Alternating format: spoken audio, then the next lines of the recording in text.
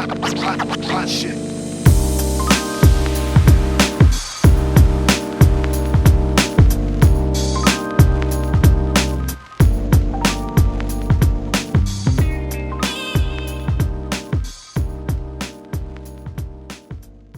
All right, we are back with another episode of Zmoovy Lyfe podcast. I'm your host, Rick, and this podcast is talking about people's experiences, where they currently are, where they currently try to head to within life, career, and entrepreneurship. Lee. Entrepreneurship. We know what you mean, brother. Keep going. I told you, language is subjective. Right. So, man, this is a very, very special episode, and I just want to introduce her first by saying that this is my lovely sister right here. and let me go ahead and introduce her. A devoted licensed cosmetologist with a genuine love for beautifying people and restoring confidence. She is also a mother of 3 loving boys and my nephews. So, ladies and gentlemen, I want to give it up for Kay. Yay. Hold on. Oh, he got the hand clap. He fancy. I wish I could change that noise. But how you doing? I'm doing good. Doing good. You nervous? No, I'm trying not to laugh. No, I'm not nervous. We done had time to what the word is when you get the stuff out. So right. Before we went live, Yeah, I'm not nervous. We made a lot of laughs. Keep making that noise. I'm tempted. I ain't gonna do it. All right. So you ready for the first question? Yes. So the first question is, how was your childhood and what inspired you to become a cosmetologist? For the most part, my childhood was I ain't got no complaints. Cause when you living in it, you might be like, oh, this or that. But now that I'm grown and face life experiences, I'm grateful. I'm grateful for the things that I went through as a child, because it made me who I am. Some people might want their life to be a little different and want it to be perfect. Right. But if my life would have been perfect, I wouldn't have had no morals, no standards. So I'm grateful for my childhood. And what inspired me to do hair? Yeah. Oh, what inspired me to do hair is my grandma. That's passed now. Her name was Maddie McNeil. Shout out to Maddie. Yes. Shout out to Maddie. And my mother, Barbara McNeil. Yeah. They are my 2 influences with doing hair. Growing up with grandma firsthand and my mom, seeing grandma kind of like lose her confidence a little bit because of her hair. That bothered me as a child, because I don't know why she felt the need to tell me, but when we was younger, she'd be like, yeah, your grandma used to have pretty hair. Your grandma this. And I'm like, well, grandma maybe used to have pretty hair, but this the grandma I know. This the grandma I prefer. Like, I don't know who that woman with all the pretty hair was. The hair you got now is pretty to me. And probably a few years before she passed, I remember being in her room one night, and she was like, you probably don't think I'm pretty no more. I ain't that pretty old grandma used to have. No, look at her. I was like, Grandma, you is never going to be ugly to me. Like, stop saying that. So she is my big inspiration because I don't just do hair. I do hair, like that's my job. Yeah. But my goal for doing hair is to restore confidence in beauty. And yes, your hair to most women does make you, but it's what's inside of you that actually makes you feel beautiful. And if I can help you to love your hair in the state and condition it is in, you'll see a bigger difference in your hair than versus, just thinking you don't have beautiful hair. Right. And it's kind of the same with my mom. Like, mom, she didn't lack confidence. But just her hair itself, got to her, if that makes sense. Because I remember mommy going and getting slices and getting all these nice updos, and then this one day it just wasn't there no more. And you'd be like, wait, what happened to the updo? Right. I like that. So those are my inspirations, honestly, for doing hair. Right. That's what inspired me to do hair. That's good. Oh, I want to say, tell the people your brand. And Oh, I just had a blank. Oh, my bad. Brand as far as my hair. Okay, so talking about my name? the name of the brand. Yeah. So my brand is Agape Tresses. Agape is like undying, unfiending, unconditional love. Honestly, I got that name from my pastor. He was teaching my pastor, Pastor Edward Johnson. I gotta give it out to him. I love him and his wife, Prophetess Patricia Johnson, best leaders in the world. But he was teaching a series on agape love and how we as believers and worshipers should have agape love towards one another. Like, you go to church, you have to have that unconditional love between your brothers and your sisters, because you got to be connected. You gotta. That's the only way you're gonna see growth. That's the only way you're gonna experience Jesus yourself. So, he kept preaching on that agape love, agape love, agape love, and I was like, agape. I feel like I got agape love for hair, because it's people that come to me and be like, "Oh, you're gonna be mad at me? My hair is matted." Why am I gonna be mad at you? That's my job. Right. I ain't mad at. Now, granted, there is people that be out there mad. Right. I'm not one of them. You come to me now. I do get mad. I'm not gonna say I don't get mad but it be about principles. It don't be about the hair.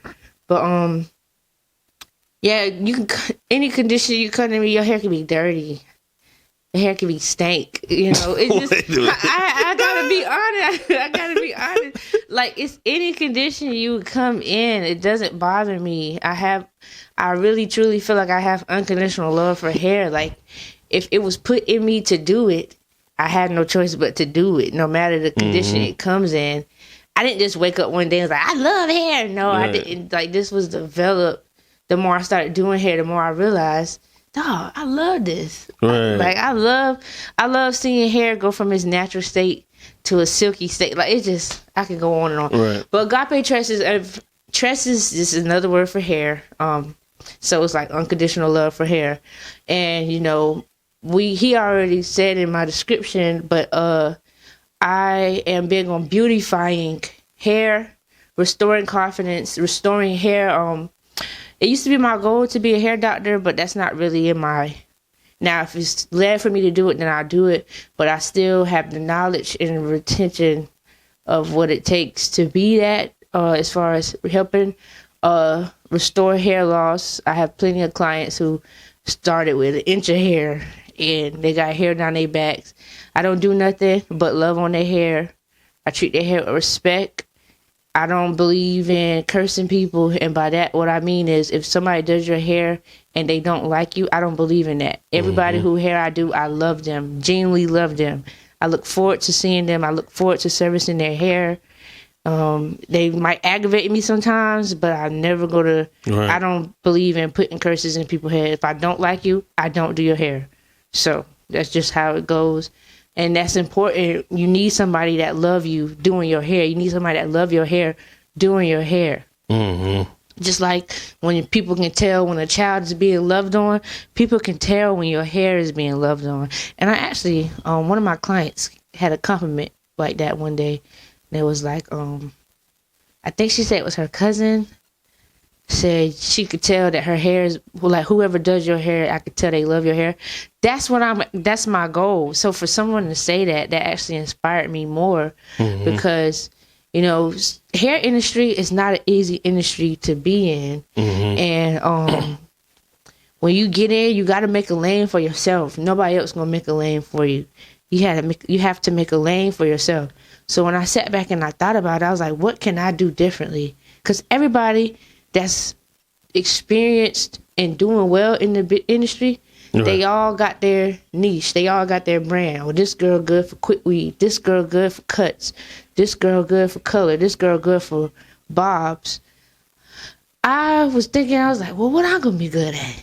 Right, everybody good at it. Well, I know how to do braids. I know how to do pretty much everything.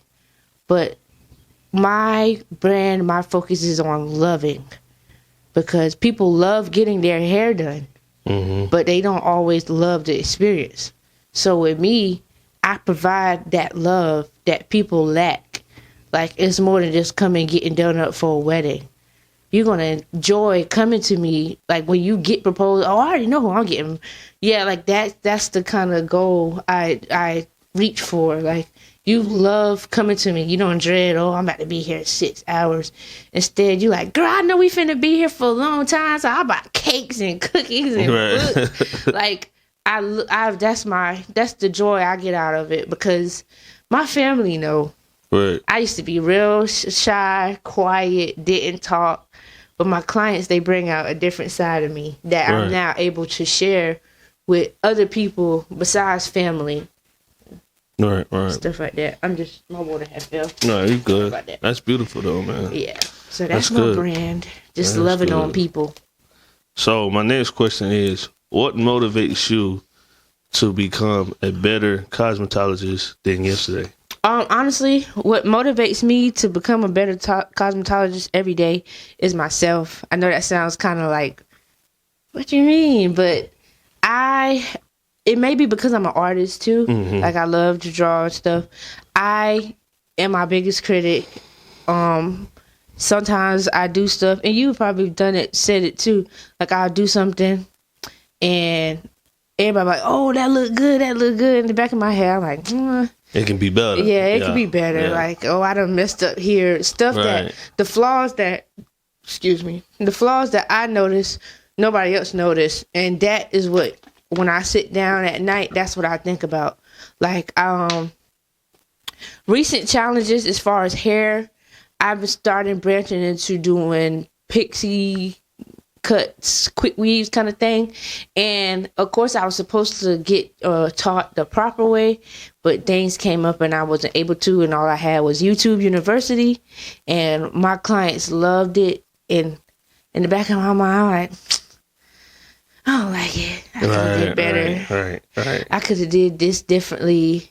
And each time that I do it, I do it differently. Like, I'm trying to mold my technique for that specific thing. When I do braids, I'm like, oh, I could have parted this better, this way, that. So every day when I go home, I think about what I did to my clients in my experience, and I set the tone differently. Like, if I take so long on a silk press, when I go home, I think about, dang, I could have took 5 minutes off here, 5 minutes off there, drying time. I think about how I could blow dry the hair faster. I think about how I could bust the parts down the middle and go ahead. That's what I think about. That's my motivation, is my own experience. Like, I can learn from you if you were a cosmetologist, but just saying, anything I want to learn, I can learn from you, but nothing's going to motivate me like me experiencing myself and noticing where I went wrong. Right. That's good. And I could say even the same thing on my end, just on the fact that, like, with everything that I'm doing now, and it was challenging at first, but at the same time though, just the fact that, like, man, like, you ain't giving up, you believe in yourself, and knowing that, like, I got something, and it's like the fact that I got something, I know it could be useful in the world. And so it's like giving up. It's like it comes up, it slips in your mind every now and then. But it's like, man, like, I know God got me on this path for a reason, so I can't give up. And He reminds you too. Yeah, and He will remind you. Every time I think about giving up, the last time I thought about giving up, we and you was having a conversation, and you said somebody said that. Or you seen it somewhere. I can't remember exactly how it went, because this was months ago. But you was like, everybody, what people are doing is I'm probably quoting it unexplainable, but you was like, if you're doing whatever you're doing right now, you're supposed to be doing it. Like, that's just how you was like, if somebody playing basketball, they're supposed to be playing basketball. Like, people not going to be doing something they're not supposed to be doing. Like, granted, yes, you got people that's content creators that might not, but that's not what I'm like. When you was explaining it to me, you was like, so if you doing hair, that's what you're supposed to be doing. That's your path you're supposed to be on. You are doing what you're supposed to be doing. Because sometimes when you doing stuff, you get to thinking, oh, I ain't supposed to be doing this. Or, right. No, you told me that. Remember? Oh, I thought you told. Well, you repeated it. Yeah. Because I remember. You said you was somewhere in Charlotte. Oh, and, yeah. Oh, yeah. Well, I feel like we had that conversation before that happened, though. You probably did. I can't exactly remember. But yeah, I remember you told me that. You said a guy said that. You said, what you doing now is what you supposed to be doing. Mm-hmm. And that makes sense, because, I had to think about what I was going to say, why it makes sense. One thing that used to rub me the wrong way is when I was at cosmetology school, my cosmetology instructor, and she was the director at the time, she said, all right, now, when y'all get these licenses, I don't want to go through no drive-thru and see you in the drive-thru, because I'm going to pull you to the side. I'm going to ask you what you doing here. And that had rubbed me the wrong way, because it's like, God, at the time, I'm small-minded now. I'm thinking about myself. I ain't thinking about nobody else. I'm like, well, I'm just thinking like this. I don't got no friends to support my business, help my business grow. I don't talk. I'm shy. Right. So I'm going to get this license and I'm going to be back in the drive-thru in a year from now. Right. That's what I'm thinking. Not knowing there was plans for me to, branch out. And she honestly helped me get to that point. She was led to lead me in the direction that started my career. But, that thing used to run me. I'm like, if I be in the drive-thru, clearly something wrong. But I get what she's saying now. Like, she was basically saying, like, a year from now, after you get your license and things ain't going how you want it to go, that don't mean quit, because some people do that. They get their careers, they get their credentials, and then they settle for Burger King, or they settle for... And ain't nothing wrong with those things, because we need them. We need people at Burger King. We need people at McDonald's. But, I'm talking about Burger King. Right, I just had to say that first. But shout out to Burger King. Specifically the one on what that is. I ain't not gonna talk about it. But that turned out to be a good experience though. Yeah. But what I was saying, nothing wrong with those things, but if you have a goal and a dream and you're reaching for it and you think that your job is stopping you or hindering you from it, don't let that happen. Because when I first started, when I got my license, I was working at Red Lobster. I was there for 4 years. Mm-hmm. I did not want to let that job go. I loved serving. I loved it. And I used to be working, and sometimes, like he was saying, God will tell you your stuff. Sometimes it be your experiences. And for the 4 years, I worked at Red Lobster for 4 years. Mm-hmm. So you had to know I had a good experience. Yeah. To still keep on going to Red Lobster. I'm talking about through the pandemic and everything. But like I left Red Lobster. I did a no call no show on the busiest holiday. I am on Mother's Day. Right. I'm not going in there. I ain't doing that. No, Mother's Day. No. And it was my first Mother's Day off in years, because working at a restaurant, you are subject to always working. Like it's in the contract. It's right there. We're going rain, season, snow, Christmas, Thanksgiving, but whatever they want from you, you do it or you ain't working. That's just how they just. I don't know how it is nowadays, but when I was serving, it was formal. Like it was no such thing as slacking and being a bad server. They didn't play that. And I've been serving since I was 18, so I done had plenty of serving jobs. So, right up before I quit, work, it used to get hard. Like people used to be complaining about things I ain't never experienced. They used to be lashing out on me.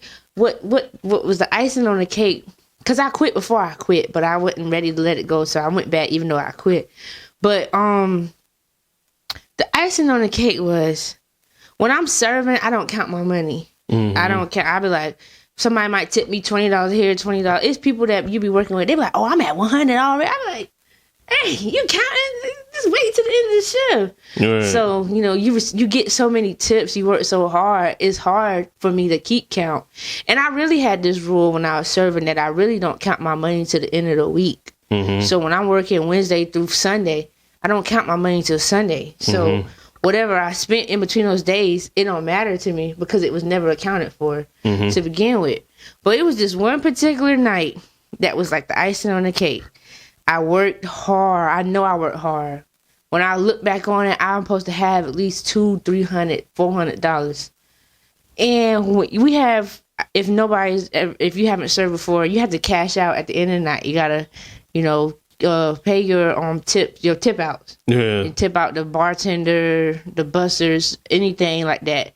And it normally don't be a lot, but when I tipped out that night, I tipped out more money than I had in my pocket before I went home.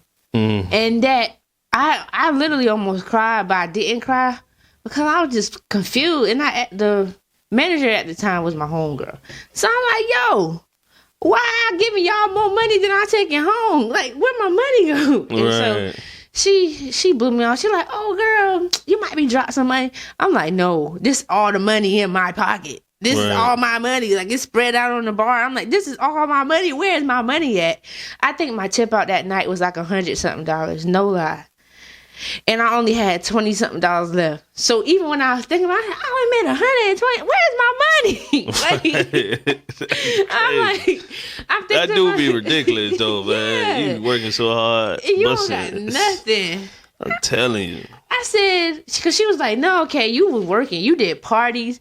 You did this. I was like, oh, exactly. So where's my money? Like, I'm acting like she stole it. I'm like, where's my money? And she was like, I don't know, okay.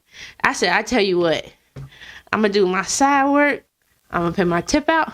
Yeah. And I ain't coming back no more. That's why I told her. And I did. I cleaned up so nice and neat for them people. And only 2 people had heard me and knew I wasn't playing. But I was leaving. I said, all right, y'all, I'm gone. I ain't coming back no more. So I left, and I ain't come back. I skipped about 4 shifts before they finally realized. And they called me like, Kay, why you ain't been to work? I said, y'all ain't hear me? And she was like, no. I said, I quit. And it was like, she was like, oh, that's why it was like 2 people. I can't remember their names. But they was like, that's why such and such said that. I was like, yeah, I told y'all I quit. Like, I quit, man. I can't do it no more. And she was like, man, don't do this to us. We need you. We need you, Kay. So she really the reason why I started letting people call me Kay. But I went back. Sorry. Yeah. I went back. Now, at this time, I'm licensed. So I'm working 2 jobs. And I'm serving the table. And I'm taking the orders. And the lady just being rude. And I started thinking about Everybody Hates Chris. It's just like my man got 2 jobs. I don't need this. So that's literally what I said. I said, why am I going through this? I'm a licensed cosmetologist. I don't need this job. Right. So after that, I worked and I didn't show back up again after that. I was like, you know what? I can't do it. I don't need this. I'm Rochelle right now. Right. I do not need this. So, right. They be like that though. Yeah. Those type of moments, especially like I remember just working at QVC. I was like, dog, I'm still like I'm in school, you know, like with filmmaking and video production. But the whole time just in there, I'm just like, bro, I'm wasting my life right now. Like I need to do something else. And but I mean, at the same time though, I mean, like you got to be grateful just even having a job. Yeah. And but like the guy would let you know, like, okay, it's time for you to go. Something you used to be passionate about, you're not passionate. And then I started looking around at the scene. I'm like, bruh, is this Red Lobster or is this Waffle House? Right. Like, serving, you don't get money if you don't serve a table. Right. I used to see my coworkers come to work and then turn down tables. You working for free? I'm confused. People just got there at 6 o'clock. Oh, I don't want no table right now. Yeah, because you high. Right. You done smoked your whole, you done smoked your whole shift, and now you don't want no money. That thing used to bother me. I'm like, so you mean to tell me you came to work to smoke? You could have did that at home. Like, we got money to make. And I remember, man, I was working so hard, and I go outside. I'm like, y'all, it's another table in there. And they were like, okay, you get it. Oh. Get it? I done got like the last 5 tables. Y'all out here. I'm trying to share the love here. Yes, the managers outside smoke air. It was so bad. The whole restaurant on the curb outside. And I'm inside trying to keep the boat afloat. I can't do this no more. I can't do it. Yeah. Because if you keep doing it, it's going to keep happening. Now, I think they ain't make me do that side work by myself. Right. But I was serving all them tables by myself and still wasn't making no money. I said, I can't do it. I don't blame you. I do not blame you. So that even leads up to my next question. What have you learned about business, and how did you apply it into your personal life? Okay. This is a good one, because these experiences, it made me realize that, it made me realize when you a kid, just pump your brakes. Right. Or not even when you a kid, when you young in your 20s, and how does saying go? Well, anyway, if somewhere along the lines of it's business, it's not personal. Oh, yeah. And I used to be, when I was young, I'd be like, no, it is personal. It is. That thing used to get to me like, no, it's personal. You personally put that in your business. But now I understand it is business and it's not personal. And I had to get to a level of doing that, because at the time, everything was personal to me. This is my business. This is my career. This is my job. This is my income. This is personal to me. And when somebody, like when a client chooses someone else over me, I took that personally. Oh, you don't like me. You don't want to support me. That ain't had nothing to do with it. Right. Like, that ain't got nothing to do. People don't gotta come to you. Like, you got your loyal clients. You gonna have loyal clients. But even your loyal clients will go to somebody else sometime. It's not personal. It's not personal. It's not personal. Now, business-wise, I don't know why you would make that decision. But I can't stop you from doing it. But that's one thing. That's the most important thing. Because I'm kind of like SpongeBob in this world. Like, everything is happy-go-lucky. I don't see how other people see it. So, I never understood that business is business, it's not personal. I never understood that until I'm actually in it. And so now I'm just, everything, the best way for me to apply it was to tell myself that, like, if I got, like, people make appointments. You got people that, Easter coming, let me make an appointment in March, February. Boom. Week of Easter come, it's people that ain't made appointments. They knew they needed their hair done. Right. They wait till the day before Easter, the day of Easter, the day before Easter, 2 days before Easter, start making appointments. Right. I don't have those appointments available. The old me, before I understood it's business and not personal, the old me would be like, "Oh, I'm gonna fit you in. I'm gonna just sacrifice all my time to give you the experience you need." Business me is like, "Oh, nah, I ain't got no appointments. Right. None. I can't get you in. You can't. Nah, I can't get you in. I can't get you in. What I'm gonna do? I can't get you in." Like, look, it's not personal. I understand. I know Easter is coming, but I can't get you in. Too busy. Yeah, if I keep making those sacrifices, they gonna keep sacrificing me. Like, they gonna, like, for instance, I ain't gonna drop no names. This is my experience, so you can't get mad at me for my experience, even if you was the one that inducted the experience. You can't get mad. This is my.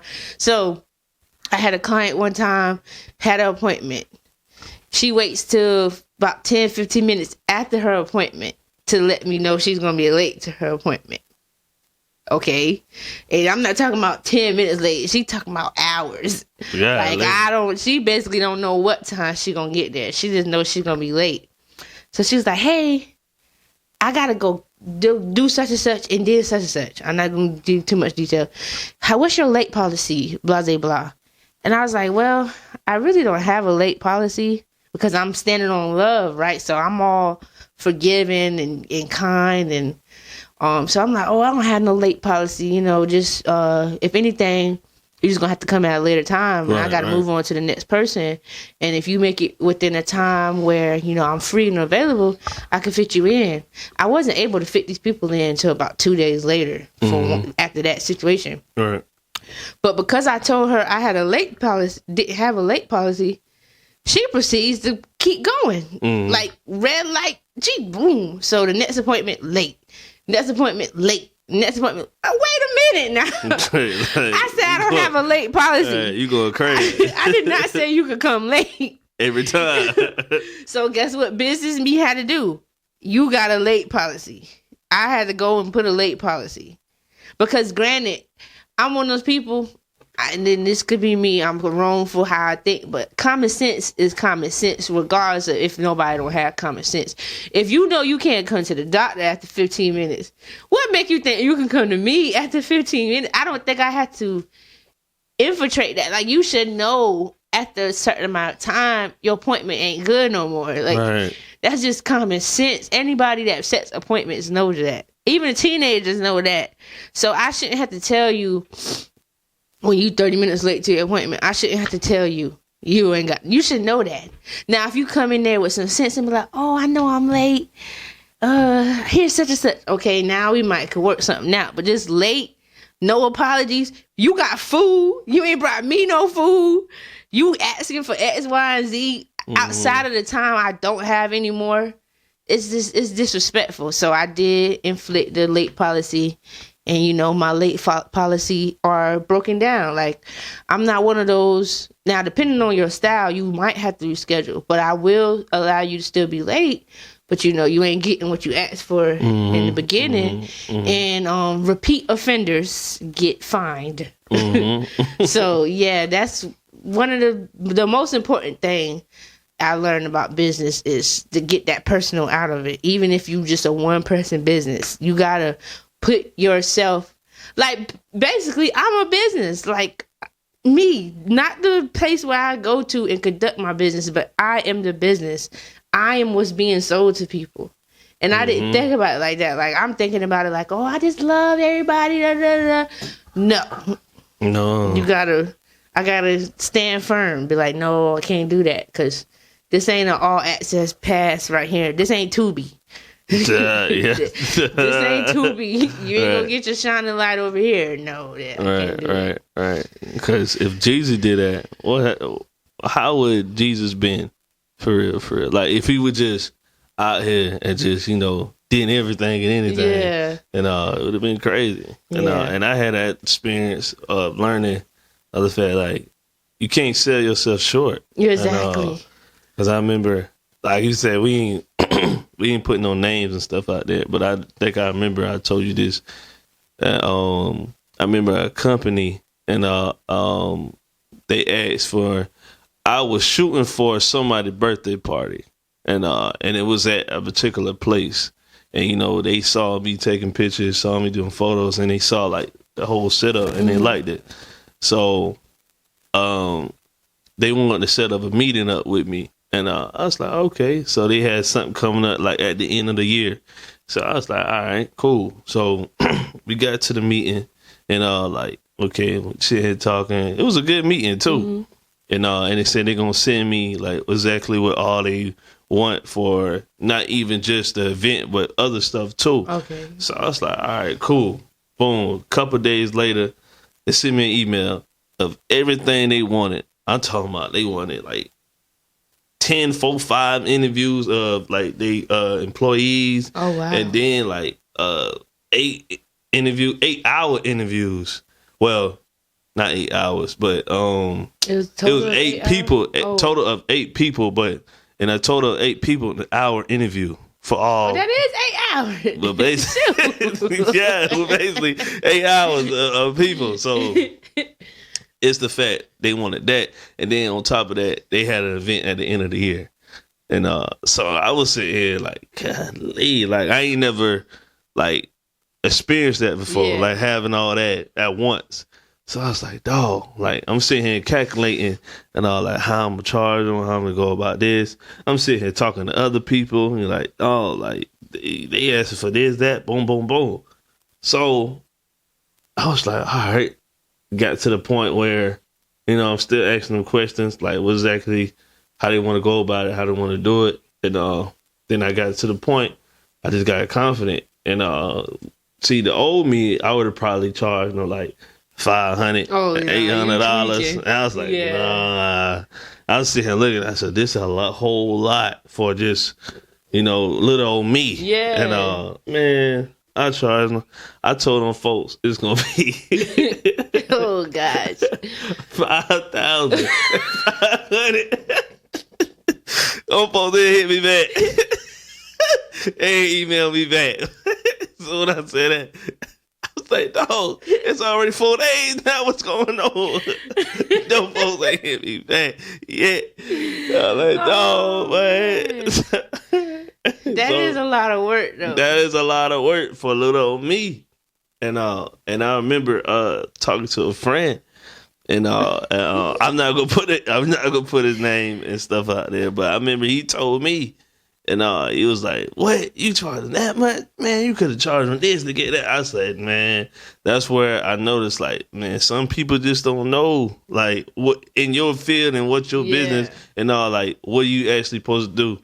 And so it's like, even you got to talk to the people that's in your field or that's even higher up in the field that you're in that know how to do the type of business that you do. Yeah, kind of like what the thing called something like ask the people that's above you, like, and they tell you what they would have done. Yeah, what they wish somebody would have told them. Yeah. Because sometimes you ask people in that same, you might ask someone in that same setting, and they might tell you something ridiculous, like trying to lead you astray. Right. So even when I'm, giving my advice, I always say, this is what I wish somebody would have told me. I don't just be like, oh, this what I think you should. I'm not one of those people, because at the end of the day, I tell my friend, you gotta do what you want to do.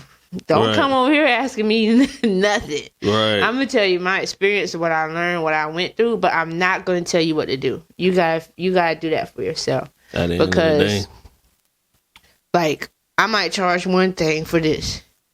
You might charge more or less. I can't tell you what to do. It's your business. You don't. It's like when people used to say time, or not used to, because they still do, but when the one thing they drilled into our heads at Cosmetologist school, time is money. Okay, time is money, but everybody know getting your hair done take time.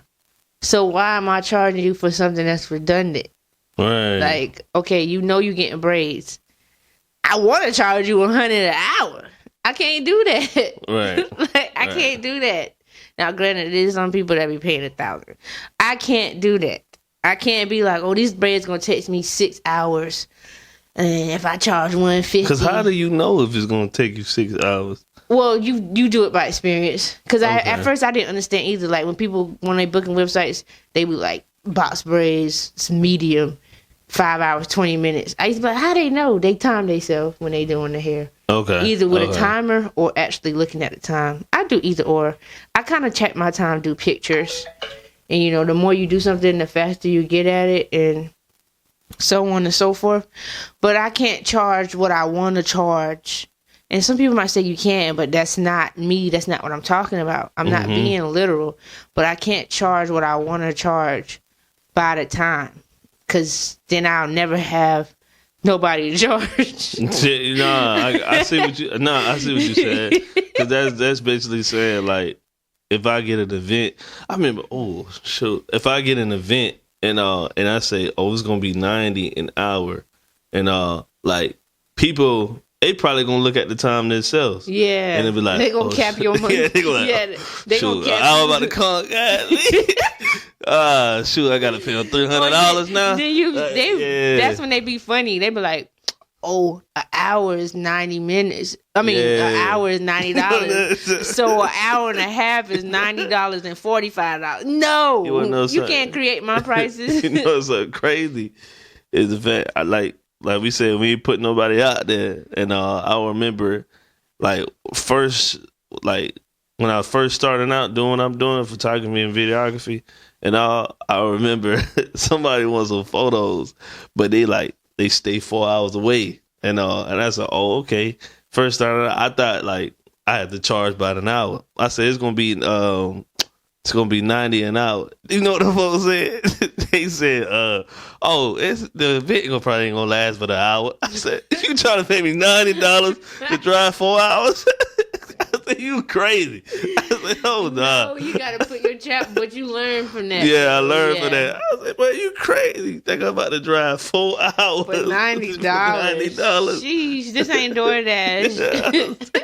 I said, you crazy. Oh, my Lord. I was like, God, leave. That kind of make me adopt the motto, time is money to most people. But to me, quality is money. Right. I like that. I like that saying better. Quality is definitely money.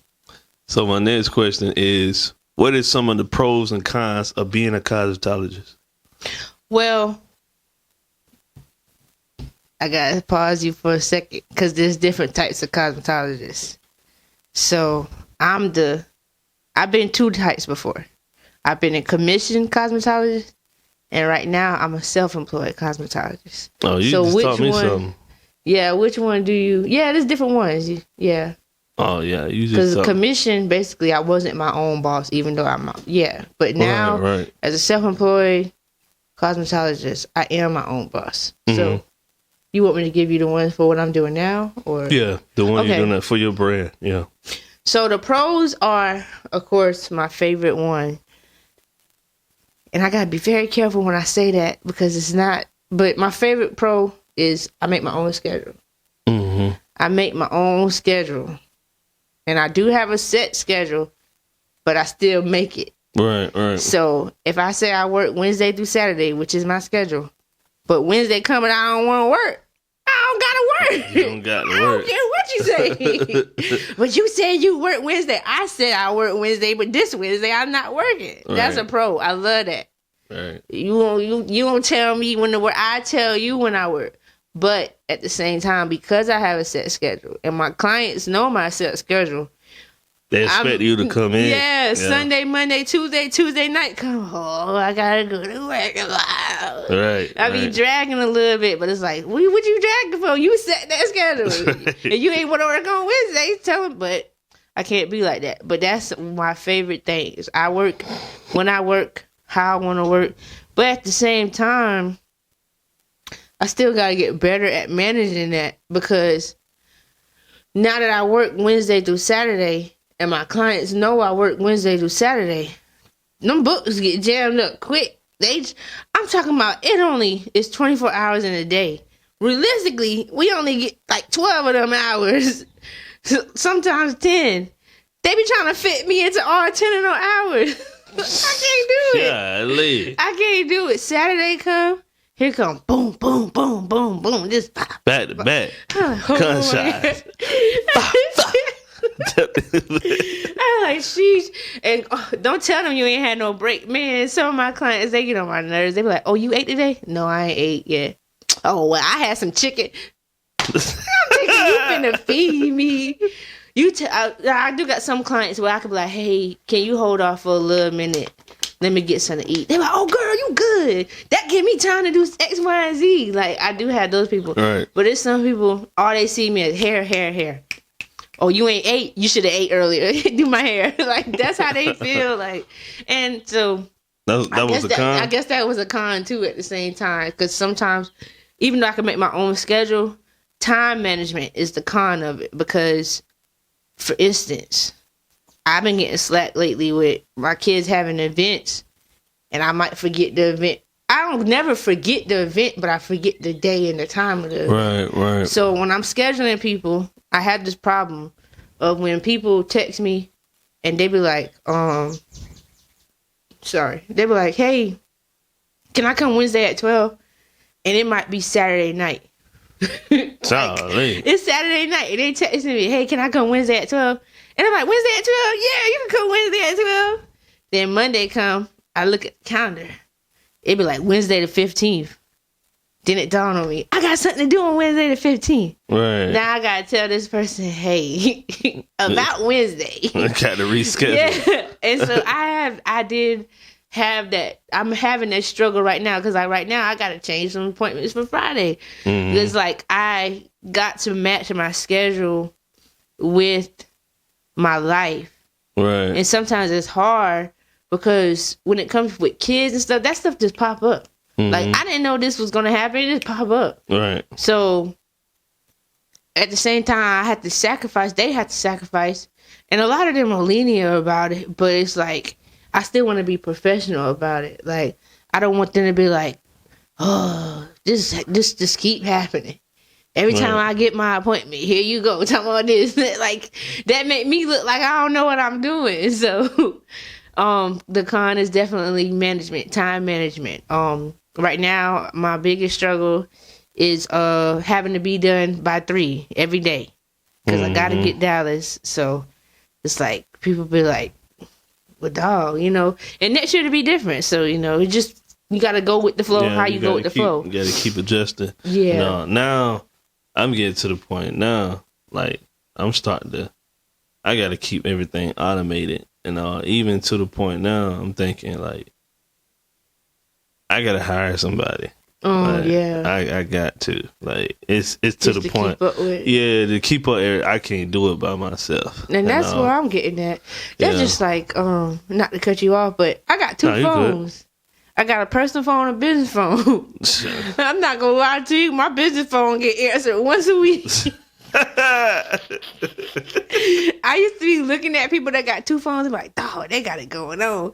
I got 2 phones, I'm overwhelmed. Right. I checked my business phone this morning. I said, look, this is my check-in time. Nobody know what time I check it. So I be like, look, I checking it now. So if you ain't text me now, you ain't gonna hear from me till next week. That's not good. But I can't, it's hard. It's overwhelming. But at the same time, I don't want people having my personal phone number because, to be honest, all the clients that have my personal phone number, some of them are respectful, but most of them be texting me 10, 8, 9, 7 p.m. You don't got no business texting me that late. Even it's some of my clients that be like, hey, we friends. You see me as your friend. But when you in my chair, you is my client. Yeah, just like, business. Friends, nothing. It's just business. I love you when you get up. Ain't nothing personal. It's just business. And some more pros, something I kind of spoke on earlier.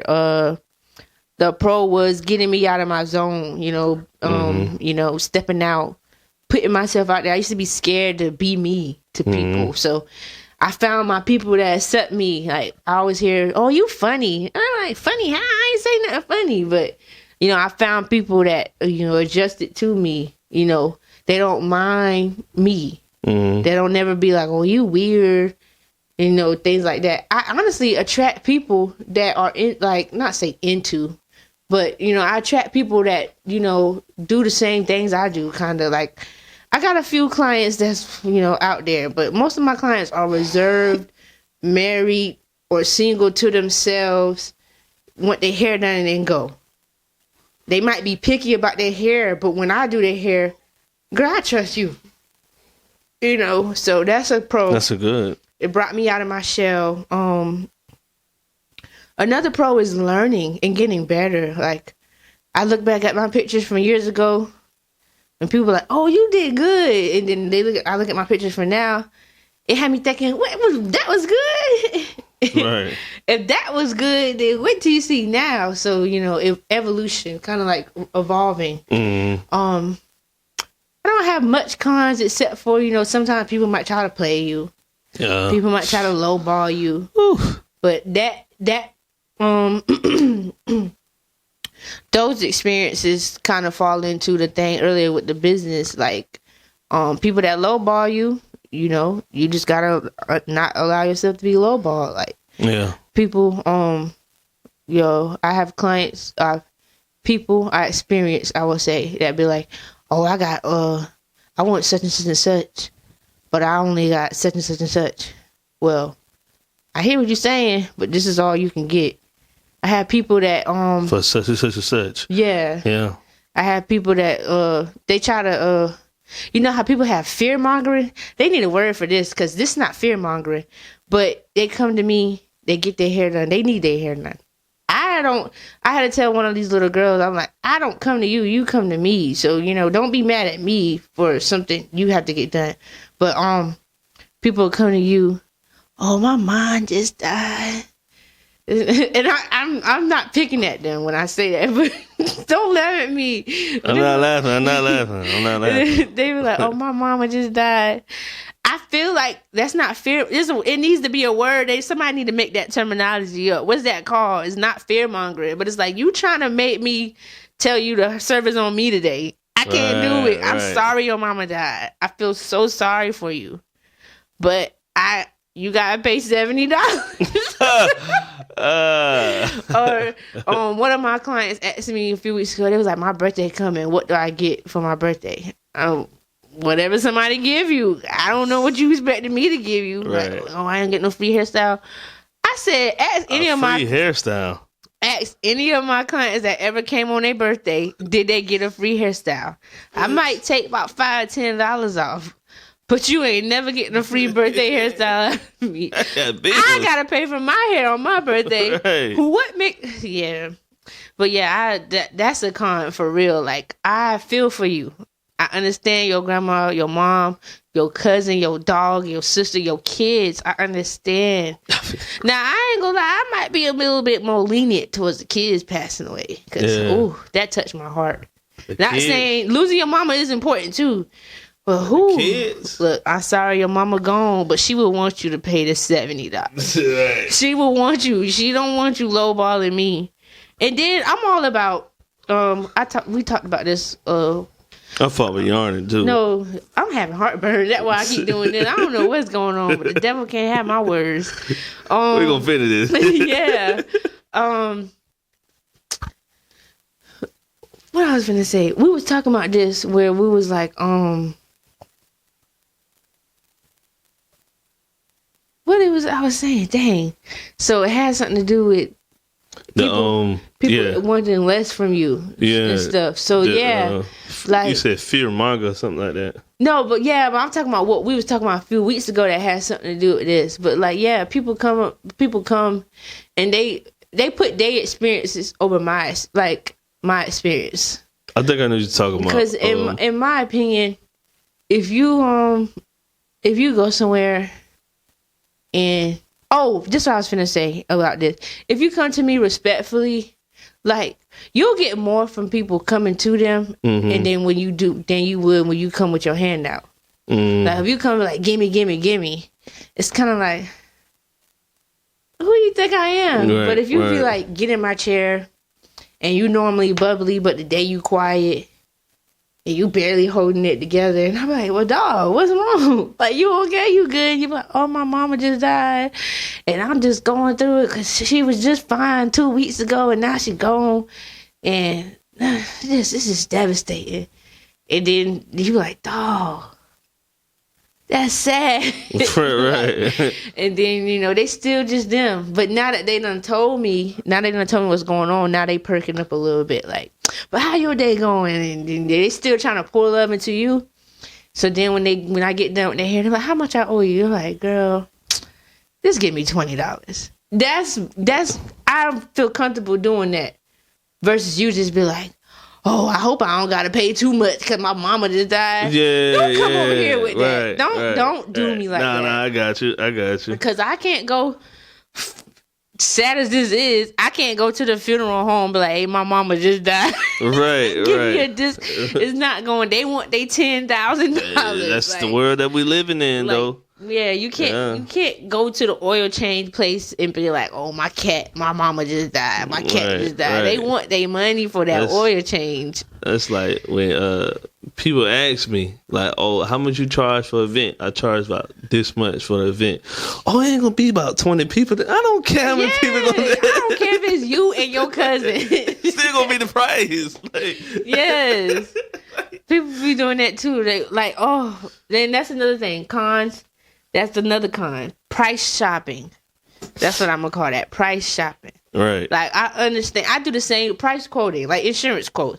I do the same thing. I do want to know how much you charge for X, Y, and Z, but I don't want to know if it'll be less if you cut part of your business out. I don't do that. Like my girl that do my hair, if I text her and say, hey, how much is a sew-in? And she tell me the price, okay, thank you. I'm gonna book with you shortly. I ain't gonna be like, how much is it if I wash my own hair?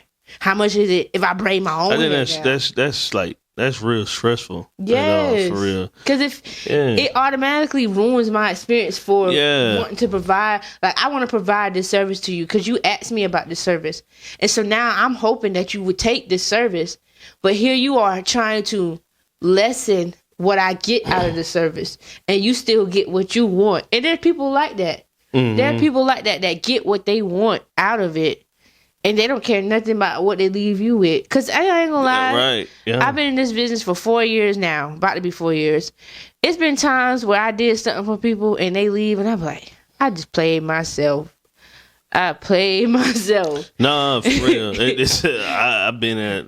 It make you sit down and be like, dog, I'm stupid. But it's like, I'm glad I did it because I learned from it. And the fact that I learned from it, I know what to do next time. Yeah. And so it's like, let's say for instance, if I never would have put myself through that situation, how I would have known? Yeah, that's true. How would I ever know? And then sometimes you can't blame other people for one or two people. Yeah. Like at first, with that particular instance, not me, because I don't really have this experience, but I've seen it at, where I was at the first time. Mm-hmm. People try to lower the price. They try to get what they want without paying what they want for. I do have the experience I do have the information listed to where my price is my price regardless of what you take out of it. I had to put that there. Right. Like, even if you don't get your hair washed, even if you come to me braided down, this price is this price. It's firm. It ain't no OBO. It ain't no better offer. It ain't no better offer. This is what if I say, I'm going to just use braids for example. If I say braids is $175, I also say braids is $175 regardless if you get your hair washed, blow dried, treated. You can come to me with the parts parted. You still paying, because don't play me like that. Don't do me like that. Nah, but at the same time, when you get in my chair, and I might say, because I got clients that come to me and they always have their hair washed. Mm-hmm. So that's fine. Subjectively, they get less. And it only be like $10, and they fine with that. That make them feel like, oh, even though she says this, she gonna give it to me for this because I'm making the process easier. But they don't demand it. Yeah. And then it ain't always. It's sometimes they come to me and be like, oh, I ain't washed my hair today. Like, they okay with that. They're not washing out to cut me out. They're cutting it to save time. Right. But those people that be like, oh, I'm going to wash my own hair because I want it cheaper. You dead wrong. Right. You dead wrong. Yeah, you making the process even harder. Yeah, that's like me going, I want a pedicure. Yeah. And I go up to the people like, I already washed my feet. That's what I'm saying. They don't care nothing about that, man. It's like somebody say, oh, I took my own headshots. Can you edit it for me? Like, what? Go to the car wash. Oh, I already washed my car. Can you just dry it off? Like, no, it don't work like that. It doesn't work like that, man. And that's crazy. I remember Nas and Jack's dad, he used to do his own hair. Let's talk about that later. Yeah. And go to the salon and pay them to get in the dryer. What? Yeah, he cut all the work out of them. He cut all. He still paid though. Yeah, and he offered to pay though. He was like, "Hey, how much y'all gonna charge me?" He ain't just say, "I'm gonna use y'all dryer." Right. So that just made me think crazy. I used to think he was. I'm like, you did your own hair and then pay to use their dryer. In my mind, I'm like, who dates and stuff like that? Like, why would you do it? I ain't never thought to do nothing like that. But it was innovative. It worked for him. It worked. And if they agree to it, that's the only thing that matters. And, yeah. So. But no, I ain't mean to squeeze. I just had to say that. You good. So, my last question, and then we're gonna get into the segment. And what do you want your legacy to look like when it's all said and done for you? I want my legacy to be that I was always true to myself. Like I was just praying this morning. I was like, when people see me, I want them to see Jesus. Like, I want them to be like if I say I follow Jesus, I believe in Jesus, Jesus is my God, I want them to know that when they see me. Like, I don't want them to be like, oh, she talk about Jesus, but she do this X, Y, and Z. So my legacy is that, you know, you always see exactly what I say. Cause exactly what I say I am, that's what you see. Cause, you know, it's perpetrators, it's imposters, but who I am is really who I am. I'm not putting on an act. Like, I'm humble. I really am humble. I'm not fake humble. Like, I don't have no other way to be but in me. I'm quiet. I'm quiet because I'm quiet. I'm not fake quiet. Mm-hmm. You know, I'm not selective with this person. Then I'm not that. Like, so my legacy would just be, I was true to myself, and I was selfless. Like, it's not about me. It is about me, but it's not about me at the same time. Because I have this firm belief, even since I was a kid, that no matter what somebody do to me, what I do to them has nothing to do with what they did to me. Mm-hmm. So, like, when people treat me bad, and I'm like, oh, you better than me. I can't help that they treat me bad, but I can't treat them bad back. I always felt like when, like, for instance, I'm not going to use that example for this morning, but just if somebody is rude to me at a store, and so initially I would want to be rude back, but it's been too many times that I've been rude back to somebody and it come back and bite me faster than it bit them. Like, one time something happened at Walmart. This was like years ago, and you know how you go to the register, sometimes they don't say nothing to you. Mm-hmm. So at the end, I'm like, you don't say nothing to me, I ain't saying nothing to you. Mm-hmm. Well, guess who almost get in an accident on their way home? Me. Mm-hmm. So it's like, I cannot risk my life for what people do to me. Like, I can't do that. Mm-hmm. So I'm always gonna be forward with people, no matter what. Like, you can cuss me out today. I had that happen. Somebody cussed me out. Like, right. I ain't say not one cuss word back. They cussed me out. Next day, asked me for something, and I gave it to them. I ain't even bring up the day before. Mm-hmm. I can't do that. That's not me. I'm true to who I am. I'm big on who I am, mm-hmm. because I learned this in the ministry that I'm in, that sometimes people need to see something that what I'm trying to say is, like, just in the church world alone, people think church people are hypocrites. Sometimes you need to be that person that changed that mindset. So that's how I am too. Like, oh, all hairdressers are the same. All hairdressers rude. All hairdressers. I'm not rude. I have people. Yeah, I have people that come to me like, oh, I know you're probably gonna be mad at me for X, Y, Z. I'm not mad at you. Right. I do people hair. They don't like the hairstyle. They tell me right then and there, oh, I don't like it. Can you do it all the way over? I'm like, yeah. So then they apologize for the rest of the service. I'm sorry, I didn't mean to make you do it over. Stop apologizing to me. Right. If I said I'm gonna do it over, you good. And I tell them all the time, I'd rather you tell me before you leave than for you to leave and never come back. And they be like, oh, I know you're probably mad. I'm not mad. Don't put that on me. I might, if I'm mad, it's not because you want me to do your hair over it. I'm mad because I didn't gauge the proper time mm-hmm. for mistakes. But that don't got nothing to do with you. And then, of course, you know, having something to give back to my kids. Like, of course, I can't leave them in a hair salon.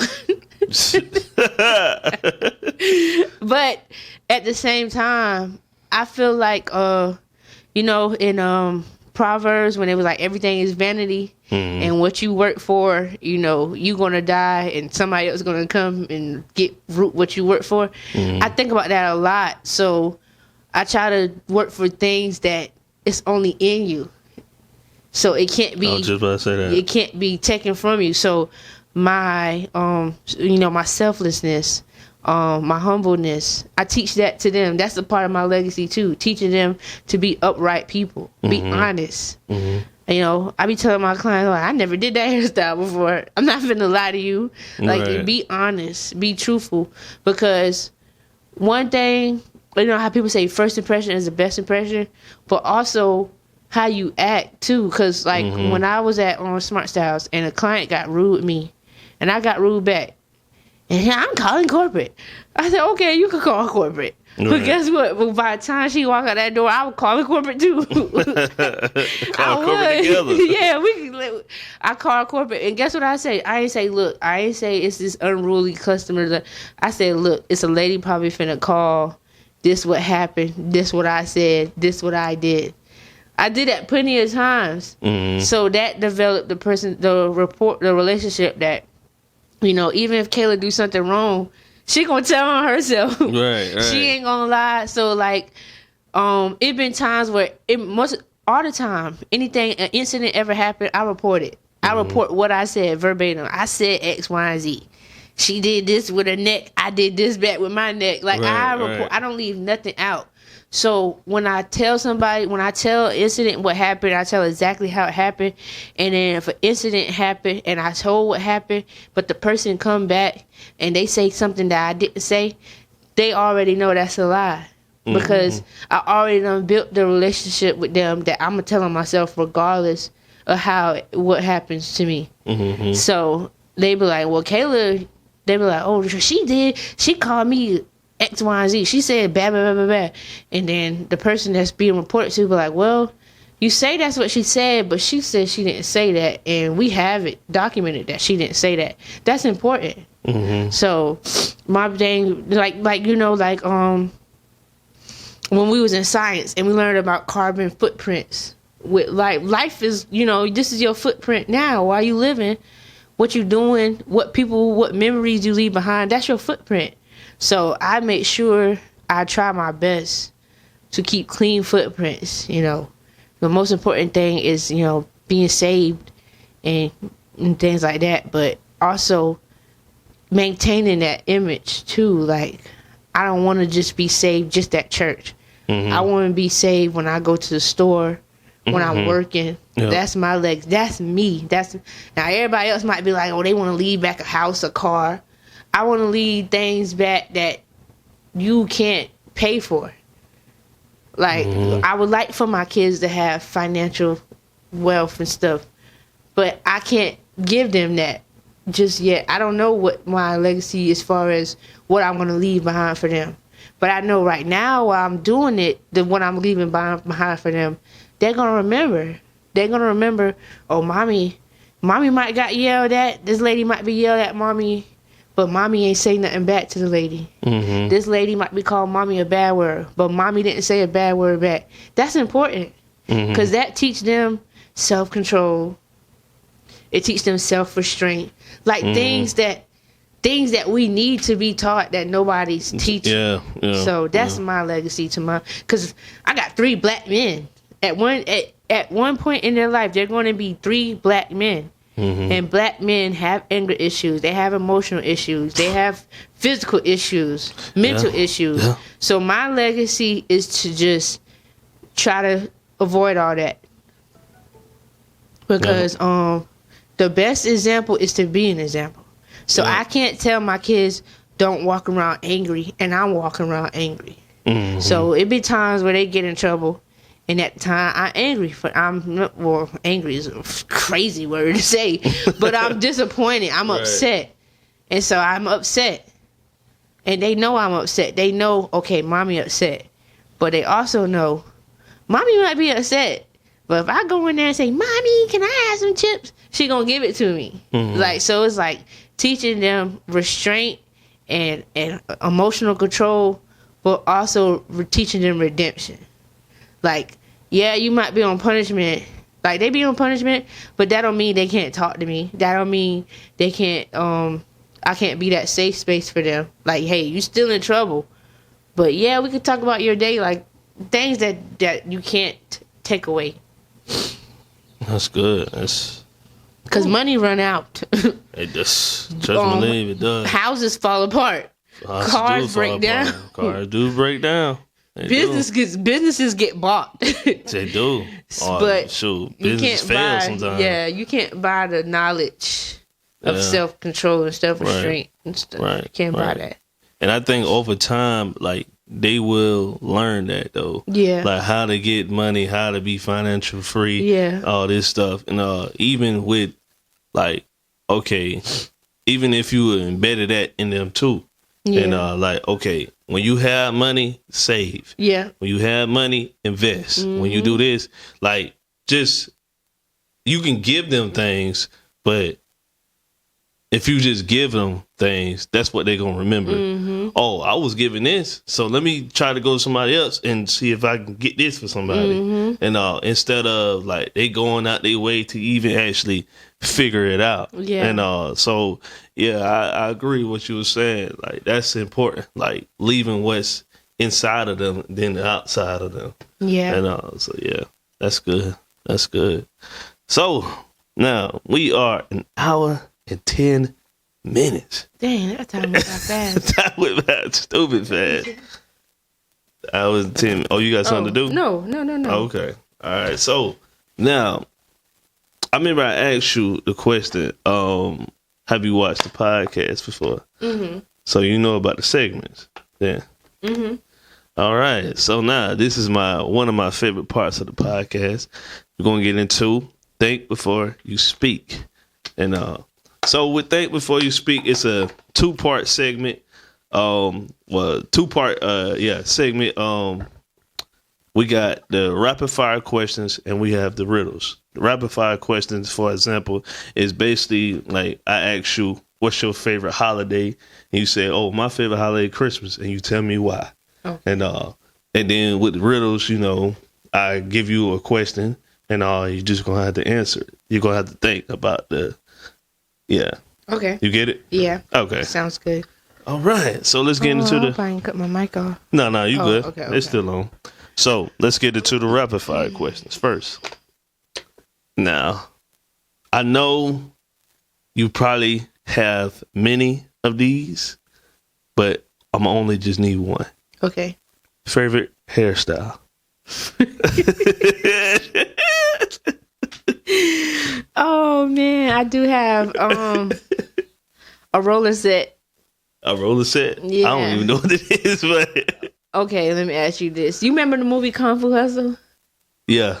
You remember the with the roll? Yeah. Okay, all right. I remember.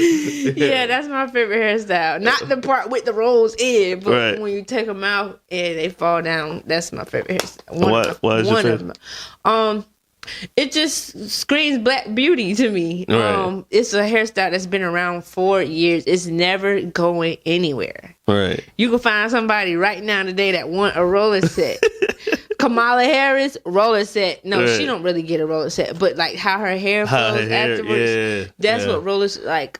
Roller sets are so beautiful. At the end, like the tips when it be like flipped up. Yeah, flipped. Okay, all right. It looks like a silk press, but it's more form. It stays longer. Right. Like it's right now. It's somebody auntie and grandma with a roller set from 2 weeks ago, still looking and good. they wear it outside. Yes, too, with a bonnet on their head. Telling you. Yeah, so, crazy. Yeah, it screams black beauty. It screams hair. It screams essence. It screams identity. Like that's good. That's good. Favorite cosmetology moment? My favorite cosmetology moment was honestly getting my license, cause I jumped in cosmetology school without going into a big spill. I didn't go to cosmetology school to do hair. I went to cosmetology school because I wanted to do nails. Oh, shoot. I woke up, I was like, I want to do nails so bad, but I don't know how to do it. And I called Ken and Schuler. They was like, oh, we don't really get into nails like that. I called Tech. They was like, we teach nails, but we teach everything. And I was like, oh, I want to do just nails. But lo and behold, I ended up signing up for Tech. But my idea was still, okay, even though I got to learn all this, I just want to do nails, period. That's all. I want to do nails. I don't want to do hair. I don't want to do da-da-da-da. I want to do hair. Nails. Mm-hmm. So initially, my instructor, the director, I talked to her. She was like, well, even though I had already signed up, registered, everything, she was like, even though you don't register, the class is full. I was like, what the? And she was like, but I tell you what, class, now I registered for tech in like November. Mm-hmm. School didn't start till January sometime. Mm-hmm. Probably mid-December when I registered. I know it was before January though, way before January. So she was like, here's what I want you to do. Class starts on this day at this time. Get there, show up, and if it even just be one person that didn't show up, you got it. You could be in the class. So that's exactly what I did. School I counted down the days. I was like, oh, I was telling I was like, school starts soon. School start next week. And people were like, oh, you going back to school? And I used to be honest. I'm like, well, I don't know if I'm going back to school. But the lady said just show up and see how it go from there. Like, I was honest about it. I'm like, yeah, I'm going to school. Because what if I would have said that, then the lady. Boom, showed up. So, at first, it was going to be hard because, that's what time the kids go to school. But that day, dropped my kids off, went to school. I think it started at 8. I think I got there like 7:40. Right. I was there early, and I went in. I didn't know nothing about nothing. I just went in with just me, and I sat down. I remember I walked into class. It was like tables like these. I sat down at the first table. I was like, I want to see everybody that walk, because I want to see everybody that walk in. I'm gonna count them, because I think she said it was like 19 of us, something like that. So everybody that walk in, I was like 1, 2, 3. I think I got to like 15, and it's about 9 o'clock. So I'm like, okay, 15. Got 3 slots left, and so I'm like. Time go off, another person walked in. 16. Another person walked in. 17. I'm like, oh gosh. But that was it. So then when class got started, she was like, okay, I'm gonna call your name and you just let me know when you such and such. So the list was in alphabetical order. So I'm already prepared not to say nothing because she told me I'm not gonna be in the class. So she thought, I was like, Kayla McNeil. I said, oh, that me. You said that. And that let me know. I was like, well, I guess I'm supposed to be here then, because she told me the class was full. But somehow when I got there, my name was on the roster, the red. So this was like you becoming a nail tech, or just like stepping in cosmetology? This was cosmetology school, but you had to go there. You had to have your cosmetology license to do nails, so to speak. Seriously? Yeah. Oh, okay. So they still, that's for us black people and the white people, not the little. No offense to the nail salons, they don't need, but us, the Americans, right? Yes. So yeah, that was basically that don't get to the part, but basically when I jumped into cosmetology school, I didn't know nothing about what cosmetology school was. I didn't know what the training was going to be. I didn't know nothing. All I knew was I was going to school for nails. So when I was in class on the first day and they was like, yeah, you got to take state board. I said, state board? I started looking down. I ain't gonna lie. I put up my phone. I said, what is state board? I don't blame you. And it was I found it to say. It was like state board. And then the thing about it, everybody else in the class knew about it. They was like, yeah, we know. I'm like, I don't know. I don't know what. So I Googled state board and it was like, you got to take a 2-part. You got to take a theory and a practical. And the practical is when you got to actually, it's like an exam. I'm like, oh my God. I said to myself, well, I'm going to enjoy this while it lasts because I know I ain't passing state board. Right. That's what I told myself. But I took the theory practical test with 3 months left of cosmetology school, because you could take it when you get like, I forgot how many hours, but it's a certain amount of hours you get, then you could take your practical. I took my practical. I studied. I even downloaded the app, paid for the app, and studied. Oh. And passed on the first go. Went crazy. And then with the practical, I took that hard serious too. I thank God for my director, because she drilled state board into me. Like, is what she said state board was going to be, that's exactly what it was. No skips. No, I'm talking about, she trained me for state board from beginning to end exactly how it was going to be. Mm-hmm. It wasn't she taught me this and I didn't need it. Everything she taught me was needed for state board. Right. So it basically, by the time I took state board, it was like I had already took it before. And then the reason why it's my favorite is also because at state board, they only repeat the instructions twice. That's it. You can't talk at state board. You can't talk. You can't do nothing but what you're supposed to be doing. And my full tale, this is like this. It's like 3 parts to state, 3 or 4 parts. I can't remember. But this was the part where we was doing the chemical section and we was getting ready to get into the colors. We had already did the perm, blah, blah, blah. And shout out to one of my other fellow cosmetologists. She also helped me too because she went to state board before me. And she told me, she was like, when you go to state board, just think about it like you with your aunties. That's what she said. She said all the proctors black. All of them. So just think of them as your aunties. So with her telling me that helped me. So when I was there, I'm like, okay, that auntie such and such. That auntie, that's what I'm thinking. And she was like, and another thing I tell you, the proctor's not going to tell you. They not going to talk to you. They not going to tell you nothing. But if a proctor come to you and she stand beside you, and she don't walk away, just know you doing something wrong. That's what she told me. So I thank God she told me that, because when I was taking state board, and it was getting to the part where we were supposed to do relaxer, I think it was. And I zoned out. But I don't even, to this day, I'm like, how in the world did I zoned out? I zoned out during the instructions. So when I zoned back in, they was like, you may begin. I'm like, wait. I get those moments too, though. I'm like, wait, you may begin what? Right. So I'm like, thinking it from memory. I'm like, okay, we had such and such part of the exam. So I start doing it. And another thing my cosmetology director said, when you in state board, when in doubt, look around. That's what she said. She said, just look around, look at what everybody else is doing. So I'm hard down just doing what I think I'm supposed to be doing. Proctor walks up.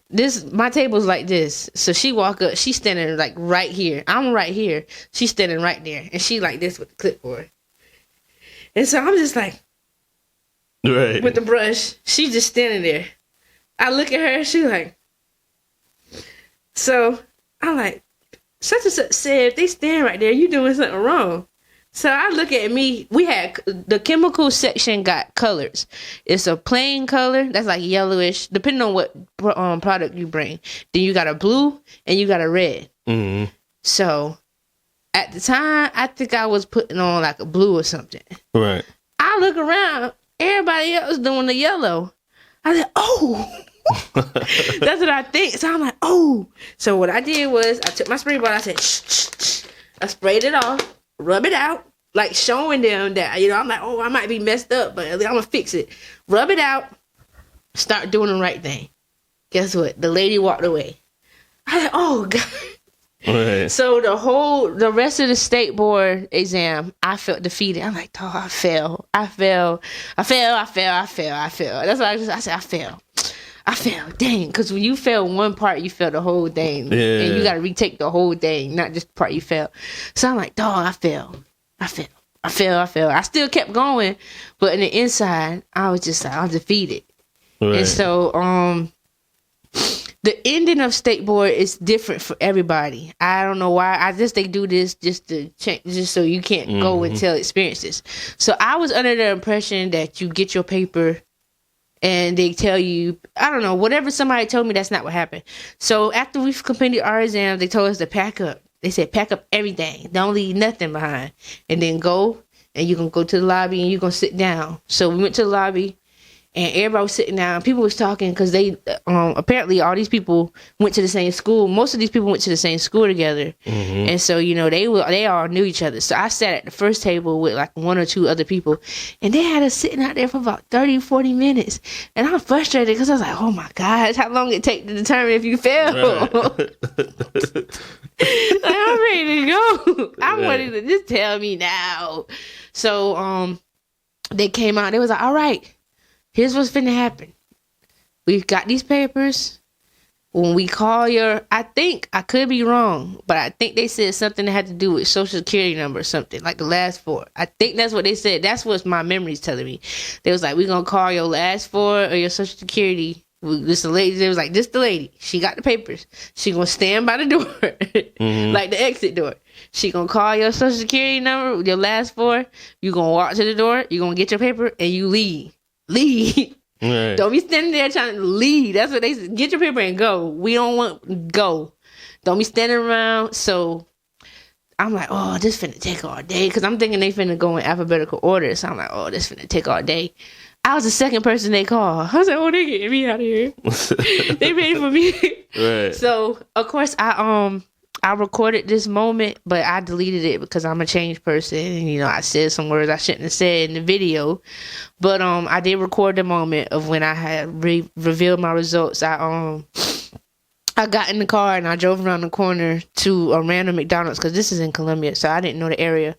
I drove to McDonald's and I said, okay, let's see. And I opened up the paper and you see a picture of me and you got to read. So I'm like, okay.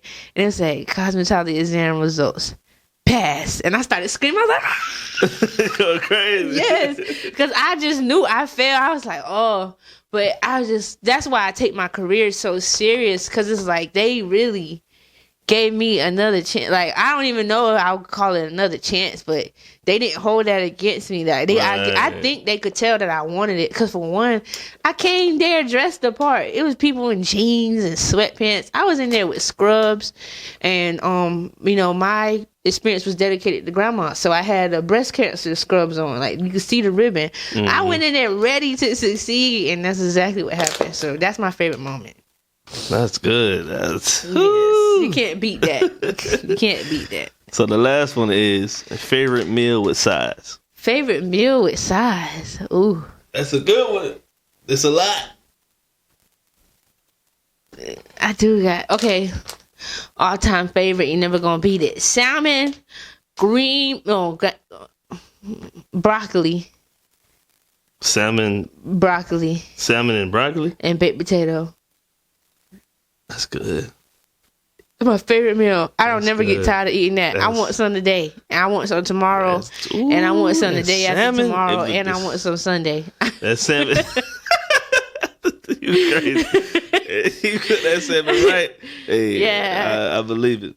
I used to feel like I'm a pescatarian because that's all I want to eat is salmon, fish. But you know, I eat chicken every once in a while, but the key to my heart is salmon. Yeah, if you know salmon. Me, that's how I judge if people love me or not. They know what I love to eat. Like right. And you too. I love salmon. Y'all know I love salmon. That's my favorite meal. I remember when she even made that honey glazed salmon. Yes. She good at that, man. I ain't gonna lie to you. I tried to duplicate it the other day.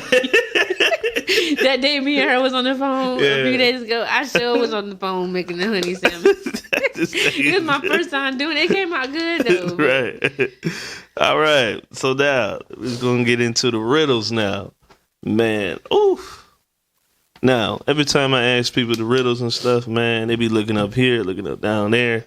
But you just gonna have to think. Okay. All right. You seem like you're nervous. No.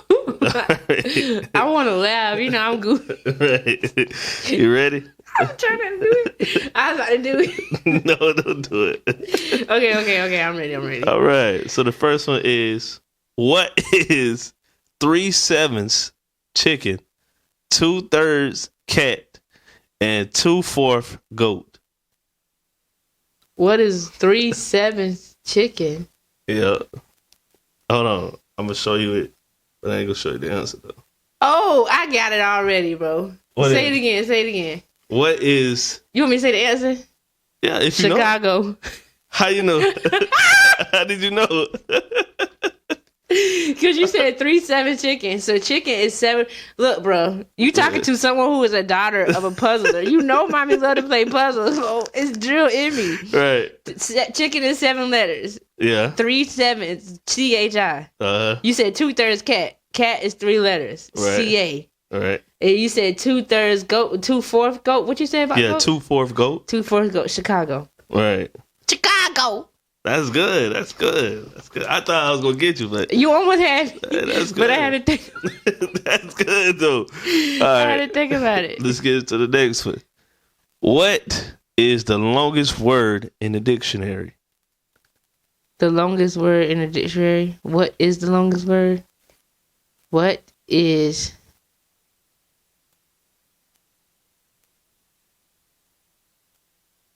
the longest get this one. I know word in the dictionary? I know you ain't gonna get this one.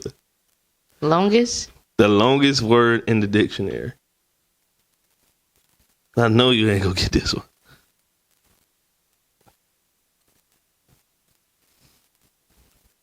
I'm gonna give you 3 tries. What is... Take it hard too. Is it what? What is the longest word in the dictionary? Word? Longest word in the dictionary. Dictionary? No. Word. No, that's it. That's it. What is it? You over there laughing hard. You ready for the answer? Yes. All right, I'm going to read the question and give you the answer. What is the longest word in the dictionary?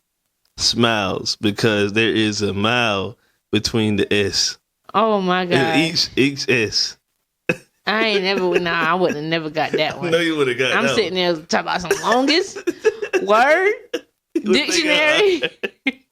You talking about what? You know what is one of them trick questions? Right. Where it be like, what is it? It'd be like, such and such had 4 sons, blank, blank, blank. Who was the 4th one? I thought it was one of those moments. Right. All right. So the next one is, what is that no one wants to have, but no one wants to lose either? You said what happened now? What is it that no one wants to have, but no one wants to lose either? Well, Jesus. Jesus. I'm just playing. No, because you better want Jesus. I don't know what's wrong with you. But what is it no one wants to have, but no one don't want to lose? Money? Mm-hmm. Cars, clothes. I'm just playing. That was the answer? No. But money was the answer? Yeah. Okay, that's not it. That's one. Try. Okay, say the question one more time. Spell it for me. Can you use it in a sentence? You can use it in a sentence. Oh. And, okay, go ahead. What is it that no one wants to have, but no one wants to lose either?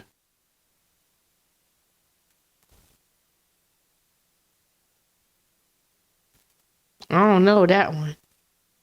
I guess I'm not a puzzler. You give up? You want to try? I can get a hint. Without giving it away? I'll tell you this. I don't know if this is going to be like a good hint and all, but it's in the facility and jury duty.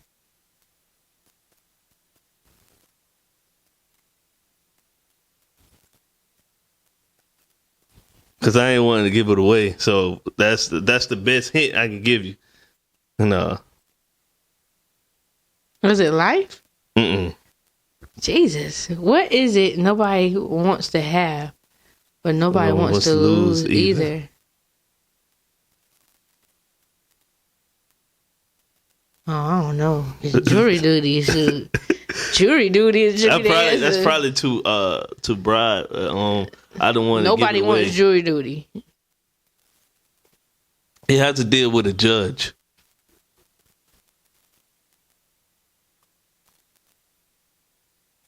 Was it laws? A lawsuit. Oh, well, yeah. Yeah. Okay. You was getting that. I don't want no lawsuit. You don't want it, and you don't want to lose it either. So yeah. Oh, that makes sense. I'm thinking. Oh God. What you was thinking? Oh, you talking something nobody want to have and nobody want to lose. Faith, confidence, perseverance. Right. You said Jesus or what? Wisdom. Right. I'm trying to think. Life. Shoot. So I always give a bonus to everyone. And you're doing good. You got 2 out of what? 1 out of 2? Yeah, 1 out of 2. 1 out of 2. 1.5. So it's your chance to get 2 out of 2. Okay. All right. So the bonus is it belongs to you, but your friends use it more. What is it?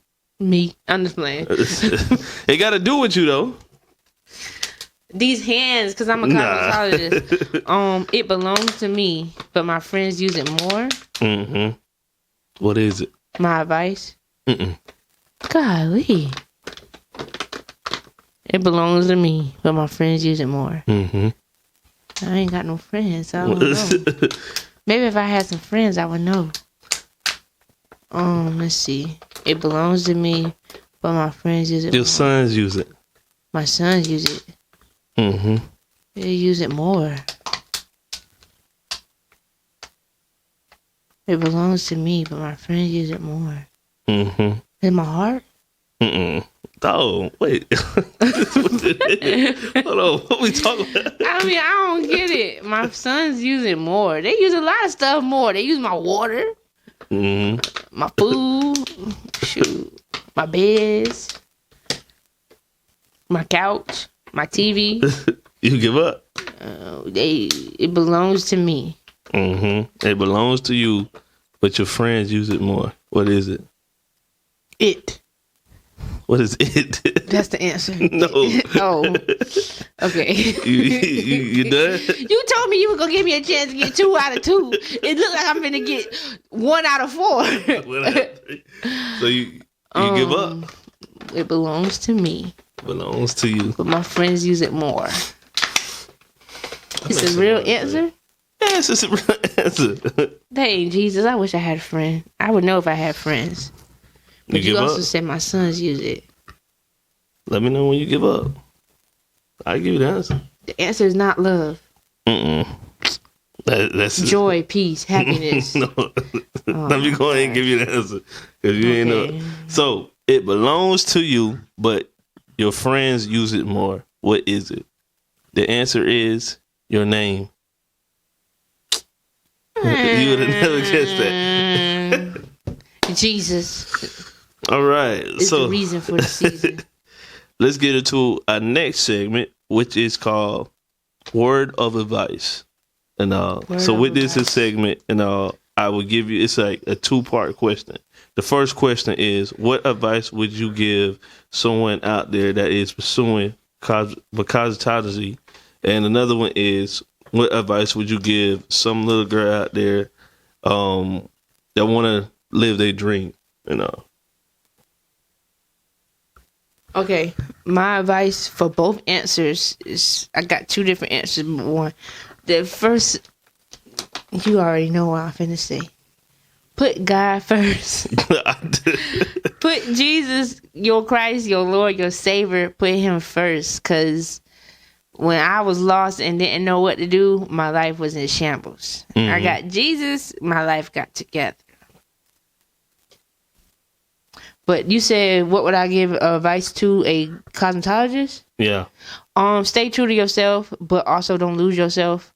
I don't think anybody should be doing something that they don't have a reason why they doing it. Like, don't be wanting to do hair because you want to make money. You can make money working at Chick-fil-A. That's not a reason. Oh, I see everybody else doing it, so now I want. You need a reason to do hair.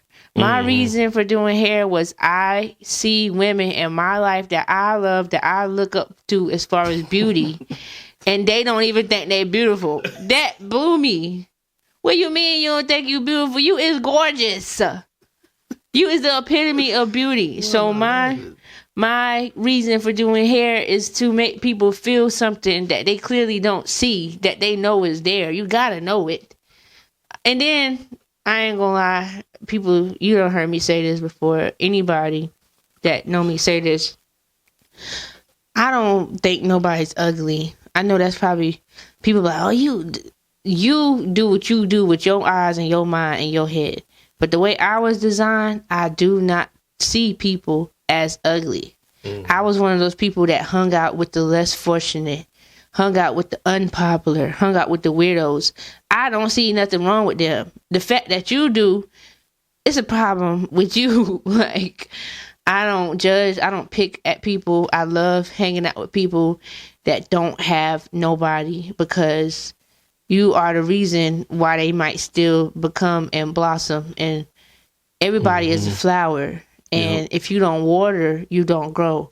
So, yeah, I don't find nobody to be ugly. So when people think they ugly, it saddens me, because the only thing that would make somebody ugly is their behavior and what they do and how they treat people. Right. Physically, I don't see people as ugly. I don't do that. So that would be my advice: to know your reason and stick to it. If you know, like for me, I know that I came in here in this industry to restore the ability of wanting your hair done and wanting to love the process, but you don't love the person that's doing it.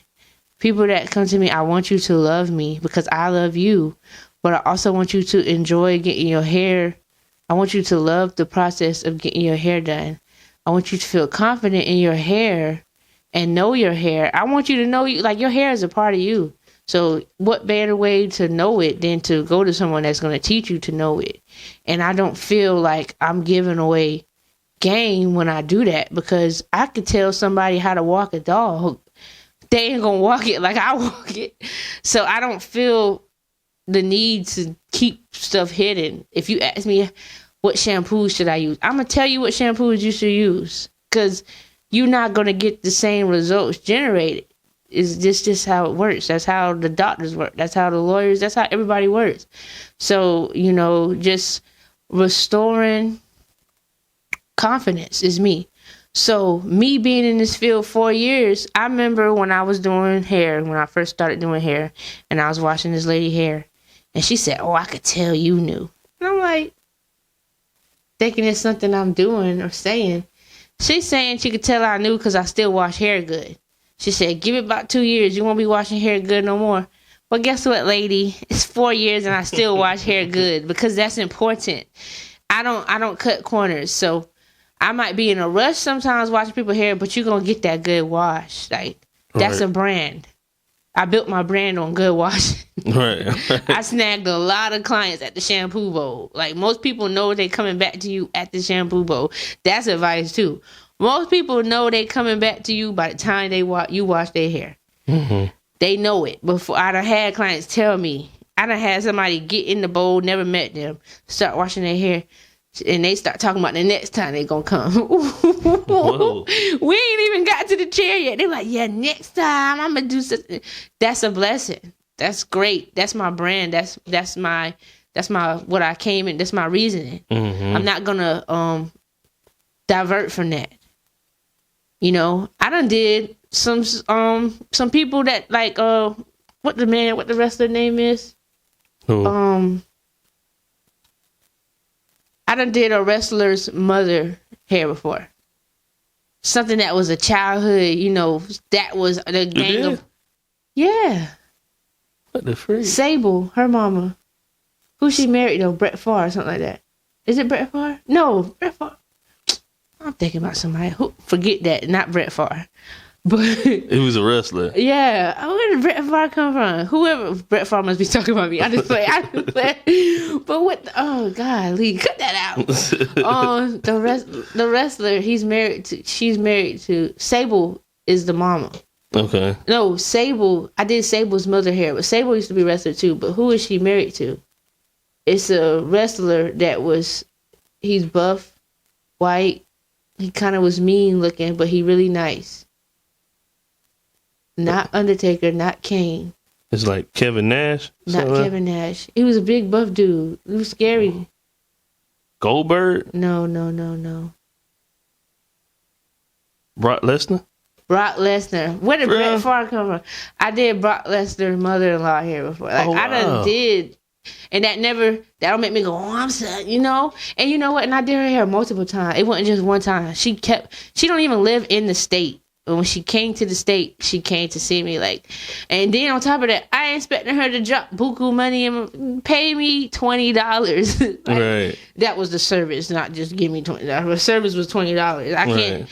I'm not one of those people. So you gotta stay true to you. What you do, like I said earlier, what you do is more important than what people do to you. So even though this lady is around a champion wrestler, that don't mean I could just charge her. I'm not that kind of person. So right.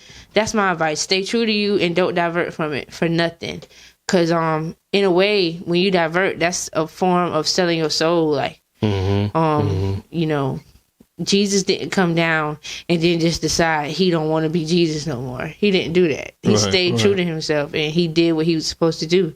That's good. So, that's know, if you say you're going to do something, and you know, I think about that sometimes. Like, people be in customer service and they be mad.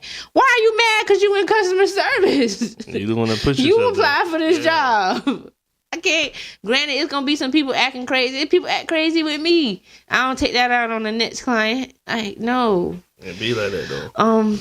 Advice to a young girl. What was following her dreams? Do it when you think about it. Cause my brother, I grew up with him. This is my brother, so he know my life experiences.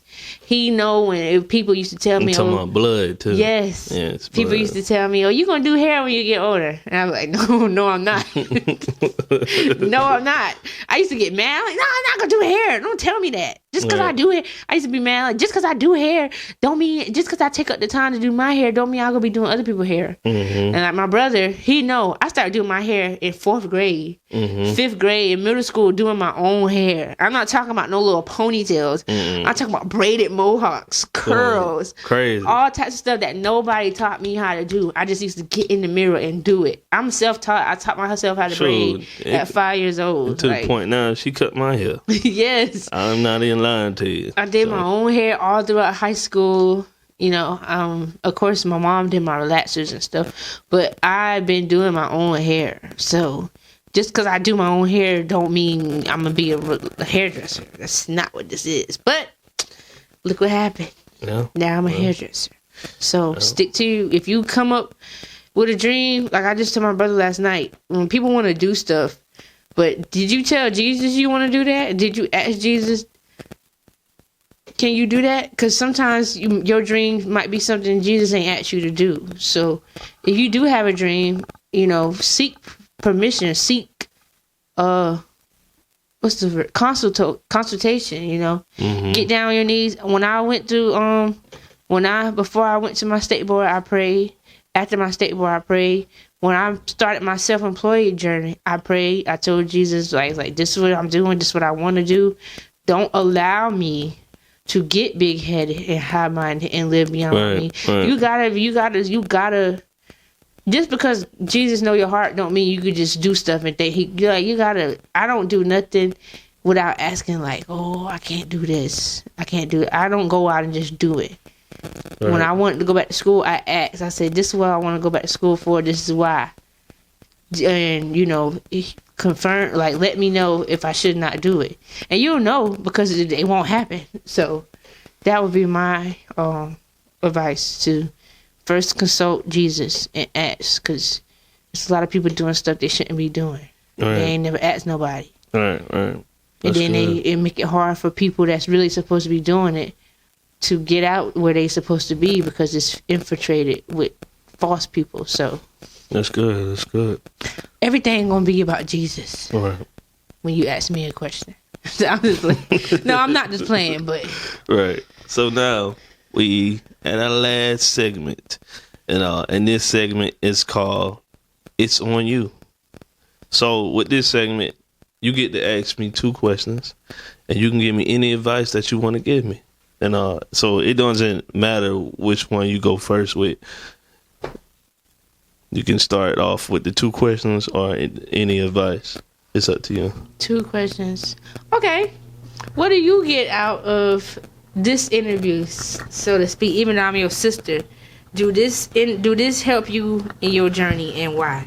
Oh yeah. Because the fact that, like, I know you, and not only do, like, I know you, and like, I seen your walk of life, and you've been through a lot, And the fact that like that's so inspiring to me is the fact that like you went through all of this, and you went through the storm, the hurricane, the everything, and but it's the fact that like you came out strong, and like, and you didn't give up, and like you know exactly what you wanted. Well, you said you didn't want to be a cosmetologist, but it came to you.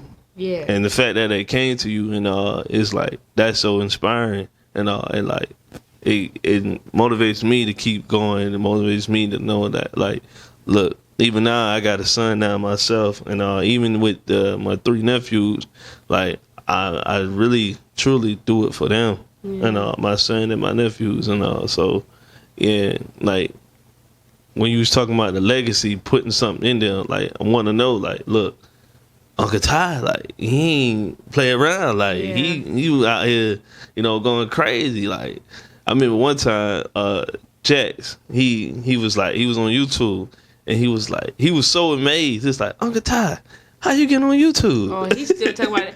He want to be a YouTuber. I hope you know that. Hey, I teach him too. He be wanting to make videos, and not to throw off the conversation, but he got. You know how, like, when we was younger, we looked up to, like, actors and stuff. Yeah. He got these, whoever, what the name is, Ben and Cam, my son want to meet you. Right. I don't know what you do and why you do it, but my son talk about you every day. It's these people on YouTube, he love it, but you know what? YouTube is banned in my house. Right. But they find, I've been talking about how life is a simulation, and so that people know that YouTube is banned in people's houses. So they moved the shows from YouTube to Tubi. No, you laughing? No, I'm for real. I know. So, because I used to get on my kid, I'm like, didn't I tell you you can't watch YouTube? And they'll watch me go off, and they're like, this ain't YouTube though. Well, what is it? It's Tubi. I'm like, why is this on Tubi? Why is Mr. Beast on Tubi? Why is Ryan's World on Tubi? Why is they watch this girl named Sailors or something? She be I don't know, she be doing stuff with her dad. Why is she on Tubi? You supposed to be on YouTube. Right, but they smart, right. They know that people are doing it. Mm-hmm. So they still trying to find a way to get views. So because now they got podcasting on Netflix. You see? Ridiculous. That's crazy. Get your money though. But right. You got another question? Not in my house.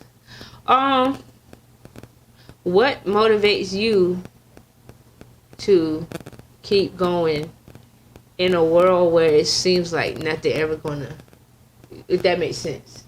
Like, nah, that makes sense. What keeps you motivated? Oh gosh, I'm professional for it. Nah, you good. Finna start rapping my head with the. I'm sorry. I got to touch stuff. I don't know. That's the kind of person I am. But yeah, what motivates you in a world where it seems like nothing's gonna break for you? If that makes sense. Not saying nothing. No, I got you. I got you. Even with me, like what motivates me. But yeah. It's a lot of reasons, and I would say that it's just the fact that like reading the Bible now. Yes. And it's like reading those biblical stories and like of how they started and where they was at, and then like all of a sudden God just magically put them in a position. Like for example, I forgot, I keep getting the name wrong.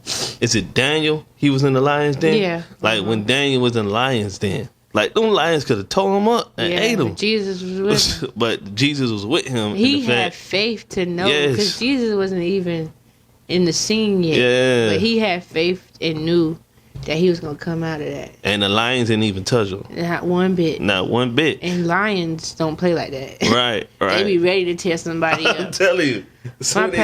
My apostle taught us that. I thank God for my apostle. But he taught us that, like, he had faith and knew that even though Nebuchadnezzar, was it Nebuchadnezzar? I believe so. Was like, oh, you can't worship that guy here. Daniel was like, and he was gonna die. They was threatening him. Anybody that don't worship this God that we say to worship, you gonna die. And Daniel was like, kill me then, right? Because I'm gonna worship my God. And who won in the end? I'm not gonna lie. People always talk about the New Testament. But the Old Testament got the stories. They do got the stories. They do. I remember when my pastor was teaching on the story. I had read it, but I didn't understand it till he taught it. But in Kings, when they was I don't remember the name of the guy, but they was going back and forth about who God is real and who God is fake.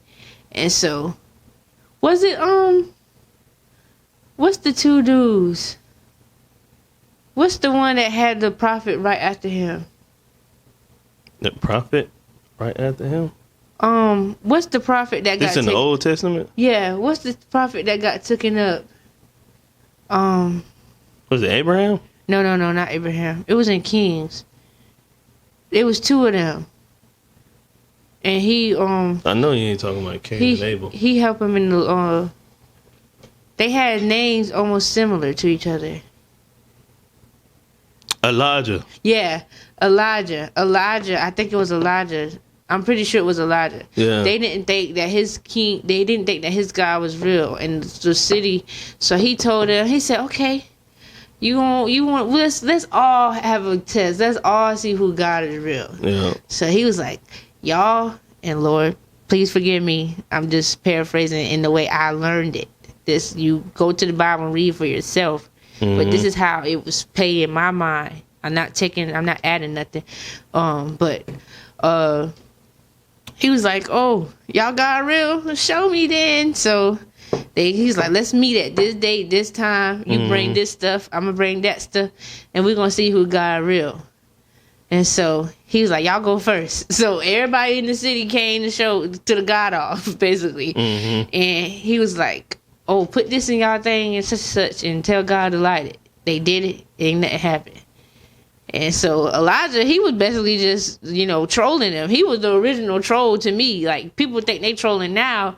They should have seen Elijah. Elijah was like, oh, y'all God must be asleep. Yell a little bit louder. Right. So they start yelling louder. He said, oh, y'all God must be this, do this. So he trolling with them like, oh, maybe y'all God went on vacation. That's what he like, maybe y'all God went on a trip or something. So he let them do that. He was telling them, y'all ain't loud enough. Y'all God can't hear y'all. Y'all gotta wake y'all God up. And ain't nothing happened. He said, y'all ready for my turn? They was like, yeah.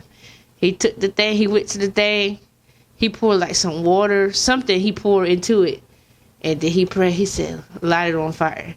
God said, lit it on fire. One man compared to I forgot how many men it was, but it was just one Elijah. All he did was pray, and it was like, y'all done had y'all time. Yeah, y'all time. Don't interrupt mine. So he set up the altar, and he's poured some water on it. And he prayed, and that thing lit on fire. And they was amazed. Right. And even then, people still didn't believe. That's the crazy part about it. Right. He did that, and people still didn't believe. Like, that's just how life is. Yeah. But that inspired me a lot. Like, that's one of my favorite stories. That would motivate you, though. The Bible got some good. The Bible is tea for your soul. I'm telling you. And then you need somebody teaching you and explaining it to you. Because like I said, I read it before and didn't understand it. Oh, then my pastor broke it down. How did that what that was? They was having a show off. That's crazy. That's beautiful, though, man. That's beautiful. You got any advice? Any advice? I kind of said it earlier. The main important thing in life, period, is to stay true to yourself. Me and Day, which is my sister-in-law, his wife, we was talking about it the other day, and we was talking about, like, we are so sure of ourselves that we feel like if we get money, I'm not talking about no $100. I'm talking about like $10,000 and up. We know we're not going to go and do nothing against ourselves. Like, we were talking about it yesterday. Hopefully she don't, because this is my idea too. Not idea, but we was talking about how if we had some money, we would buy a trailer, a double wide mobile home. We didn't say trailer, but double wide mobile home, and be happy. That's true to me. Mm-hmm. I was walking with the boys last week, and we walked past this mobile home behind where we live, nice mobile home, nice yard. I said, that's what I want in life. And they looking around, all they see is grass and trees. They like, you want grass and trees? And I was like, no, you see that house right there? Like, they got a home. It's a nice mobile home. They got nice land. They got posted sign. They don't need no fence. It say don't come over here. Right. They don't need no fence. They got little things. I'm scared to walk past them things. It might be like shock you or something. Right. They got plenty of them all around their yard. They don't need no protection. You just better have sense not to come in that yard. Right. And I was like, that's what I want. I want, I don't want no big 2-3 story. I told Dave, I said, I can't even keep the dust out my kitchen. What make you think I'm going to keep the dust out of a 2-story? I can't do it. Stay true to yourself. I grew up in a mobile home. I plan to raise my kids up. And now, like you also said, if the Lord put it in us to get a mobile, a modular home, 2-story, then we'll do that. But that's not what we're aiming for. Like, we're not aiming to live beyond our means. We're not aiming. I had this talk with my old manager. I'm not gonna say her name, but we was talking one day, and I was like, people get money and don't know how to act. I said, if I get some money, all I'm gonna use the money to do is to get the things I already get, but more of it. Mm-hmm. And basically, like I was talking about, I shop at TJ Maxx. I come across the money, I'm going to TJ Maxx. I'm going to Burlington. I'm going TJ Maxx, Ross, Burlington in that order. Right. I'm going to TJ Maxx for the perfumes, Ross for the clothes. Like, I'm in Burlington for the house decorations. That's what I want to do if I get money. I don't want to go to no Saks Fifth. I do want a Louis Vuitton purse, but hold on. What are we talking about? What are we doing? But yeah, I'm not going to Saks Fifth and Dooney and Burke. I'm not that kind of girl. I don't fetishize and fantasize over luxury items. Living is luxury to me. Learning about Jesus is luxury to me. I'm gonna keep bringing it up. I don't care. Being a mom is luxury to me. It's no money that can be given to me that I would change me. Mm-hmm. I might go and buy my kids some shoes that I couldn't afford. That don't change me though. I'm still gonna be humble. I'm still gonna be walking. That's like sometimes, like I be thinking about it, when people win the lottery. Even if they might not say nothing, it's going to show up because they ignorant. They going to get a car. They going to get this, that, and there. People be like, if I win the lottery, I'm quitting tomorrow. I win the lottery, I'm going to work the next day and the next day and the next day. And then I might take a vacation 2 weeks from now. But I'm still going to work. I don't plan nothing like Proverbs. Everything is vanity anyway. You can get the money and die tomorrow. Like, come on, have some sense. I can't do it. That's my advice. Stay true to yourself. Be humble. Just like I said, quality is money.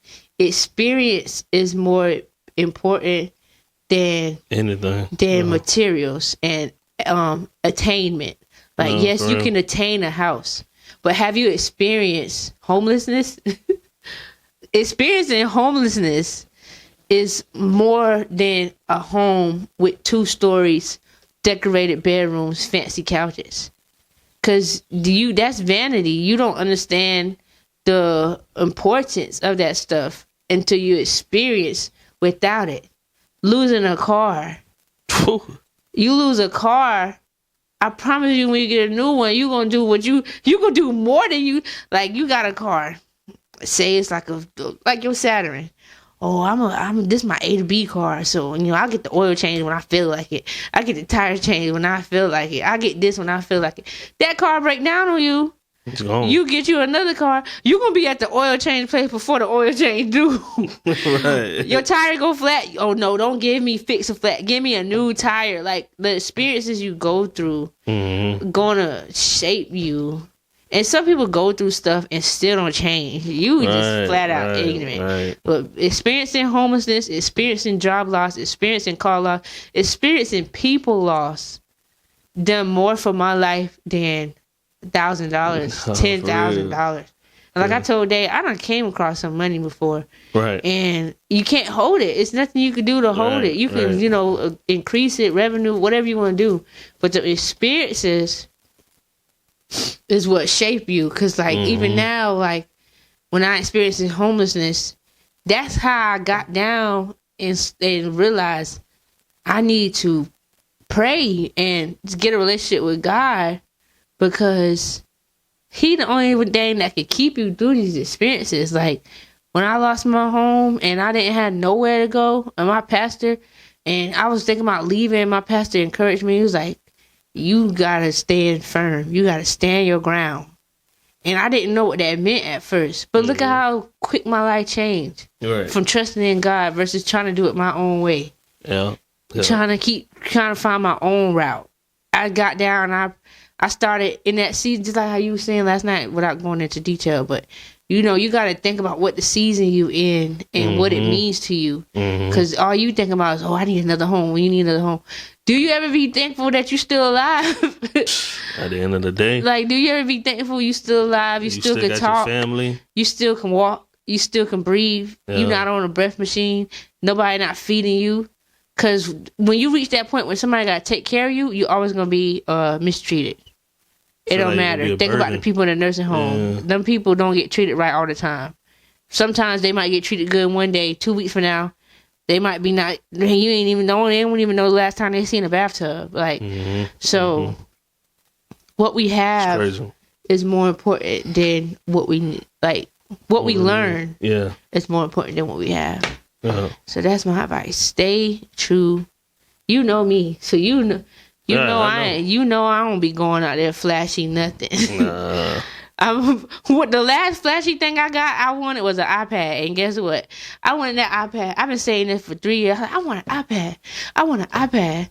I want an iPad. But I didn't want to pay the price because I don't want to go outside of my means for it. I don't have the means for it. You get your tax money, but it's like, I gotta do other things with my tax money. This iPad not important. Right. And I kept saying to myself just last year, I was like, I want an iPad for my birthday. I want an iPad for my birthday. This is January, February, March, April. I'm saying this. No, I ain't gonna have the money. I know I'm not gonna have the money to get the iPad, but I'm still telling myself this is what I want. I want an iPad because, granted, I'm looking at other people with their iPads. I'm seeing how they getting business done. And they drawing and stuff like that. So that's the stuff I want it for. I don't want it just to say, I got an iPad too. Like, I want it for things like to conduct my business on, to draw, to increase my digital art. And T-Mobile, who I'm with, T-Mobile had a deal where they'll give you an iPad for half off. I said, well, look at this. And it was right before my birthday. That's God. So I got it. I said, oh, wow. Right. I said, wow. So an iPad that I've been wanting, brand new iPad, just came out last year. $1,000. I got it for $400. That ain't bad. And I didn't go out my means for it. Right. Didn't go out of my means. So I felt comfortable. Because I deal with buyer's regret, buyer's remorse. I deal with that a lot. Where I buy something big and then something happened. Then I'm like, dog, if I went and bought this, I would have had that. Right. I deal with that a lot. I go buy some chips and get buyer's remorse. Should I have bought those chips? I don't think I should have bought those chips, man. If I would have bought those chips, I would have had money to do X, Y, and Z. But when I got the iPad, I didn't feel buyer's remorse. I didn't feel buyer's remorse at all. I was like, okay, I'm comfortable because I didn't go out of my means. I can afford this. I'm going to use it. I'm not going to abuse it. And yeah. I'm not, even now, just because I got an iPad, I don't be walking around, my iPad. Sometimes I don't touch my iPad. Like, it was a thing I wanted, but it's not important. It's not like me. It don't become me. The only thing that's me is me. Like, this is what it is. That's beautiful. How I live. That's beautiful. So, let the people know where they can find you. You can find me. Go ahead. I was going to say something not bad, but sorry. I am on Facebook, Kay McNeil. Instagram, Agape Tresses. I think that's my username. TikTok Janippy, Janippy. Shout out to my auntie. She gave me that nickname when I was a girl. And so that's majority of my social media handles are Janippy. That is my You put in the description below. Oh, you can also Google me. I'm on Google. Agape Tresses. I am on Google. 120 South Court Street. When you look up 120 South Court Street, my name gonna pop up. I promise you. If it don't, I don't know what happened. But I am on Google. Leave me a review, actually. Please. Right. That's good. That's good. So, man, we are glad to have you. We are 2 hours and 8 minutes. Oh, Lord. I knew it was going to be a long one. But, man, like I say, y'all, this is my sister right here. And, you can see, like, the passion that she has being a licensed cosmetologist and all. Now you want to start messing up. Oh, it's my phone. Gotta be. I don't know what's going on. But, yeah, man. So now we have a saying that I always say at the end of the podcast. You know Cam Newton now. Nah, what are you talking about? You ain't never watched Cam Newton podcast? I don't think you would be like that anyway. But they were saying whatever he have them to say at the end is like demonic or something. No. I don't watch that kind of stuff. I just seen it on TikTok. We just say day by day, sit better day, smooth for life. We are. He's been saying that since he was a kid. Was it? I was. I don't remember it. Oh. ELE. He always coming up with quotes. He always okay. All right. Oh, so you already know. What? Like, we about to say it together. Day by day, see a better day, Zmoovy for life. We out. That's it. We ain't say it together. Okay. No, I'm saying that's the end. All right. So you ready? All right. 1, 2, 3. Day by day, see a better day, smooth life. We out. Oh, I said Zmoovy. You want to do it again? Let's do it again. 1, 2, 3. Day by day, to see better day. Come on. Come on, man. Okay. 1, 2, 3. Day by day, see better day. Smooth for life. Come on, man. Smoothie for life. That's what it is? Smoothie for life. Smoothie. I keep saying Z-movie. I'm technical. I know. Okay. All right. 1, 2, 3. Day by day, see better day. Smooth for life. We out. That's it.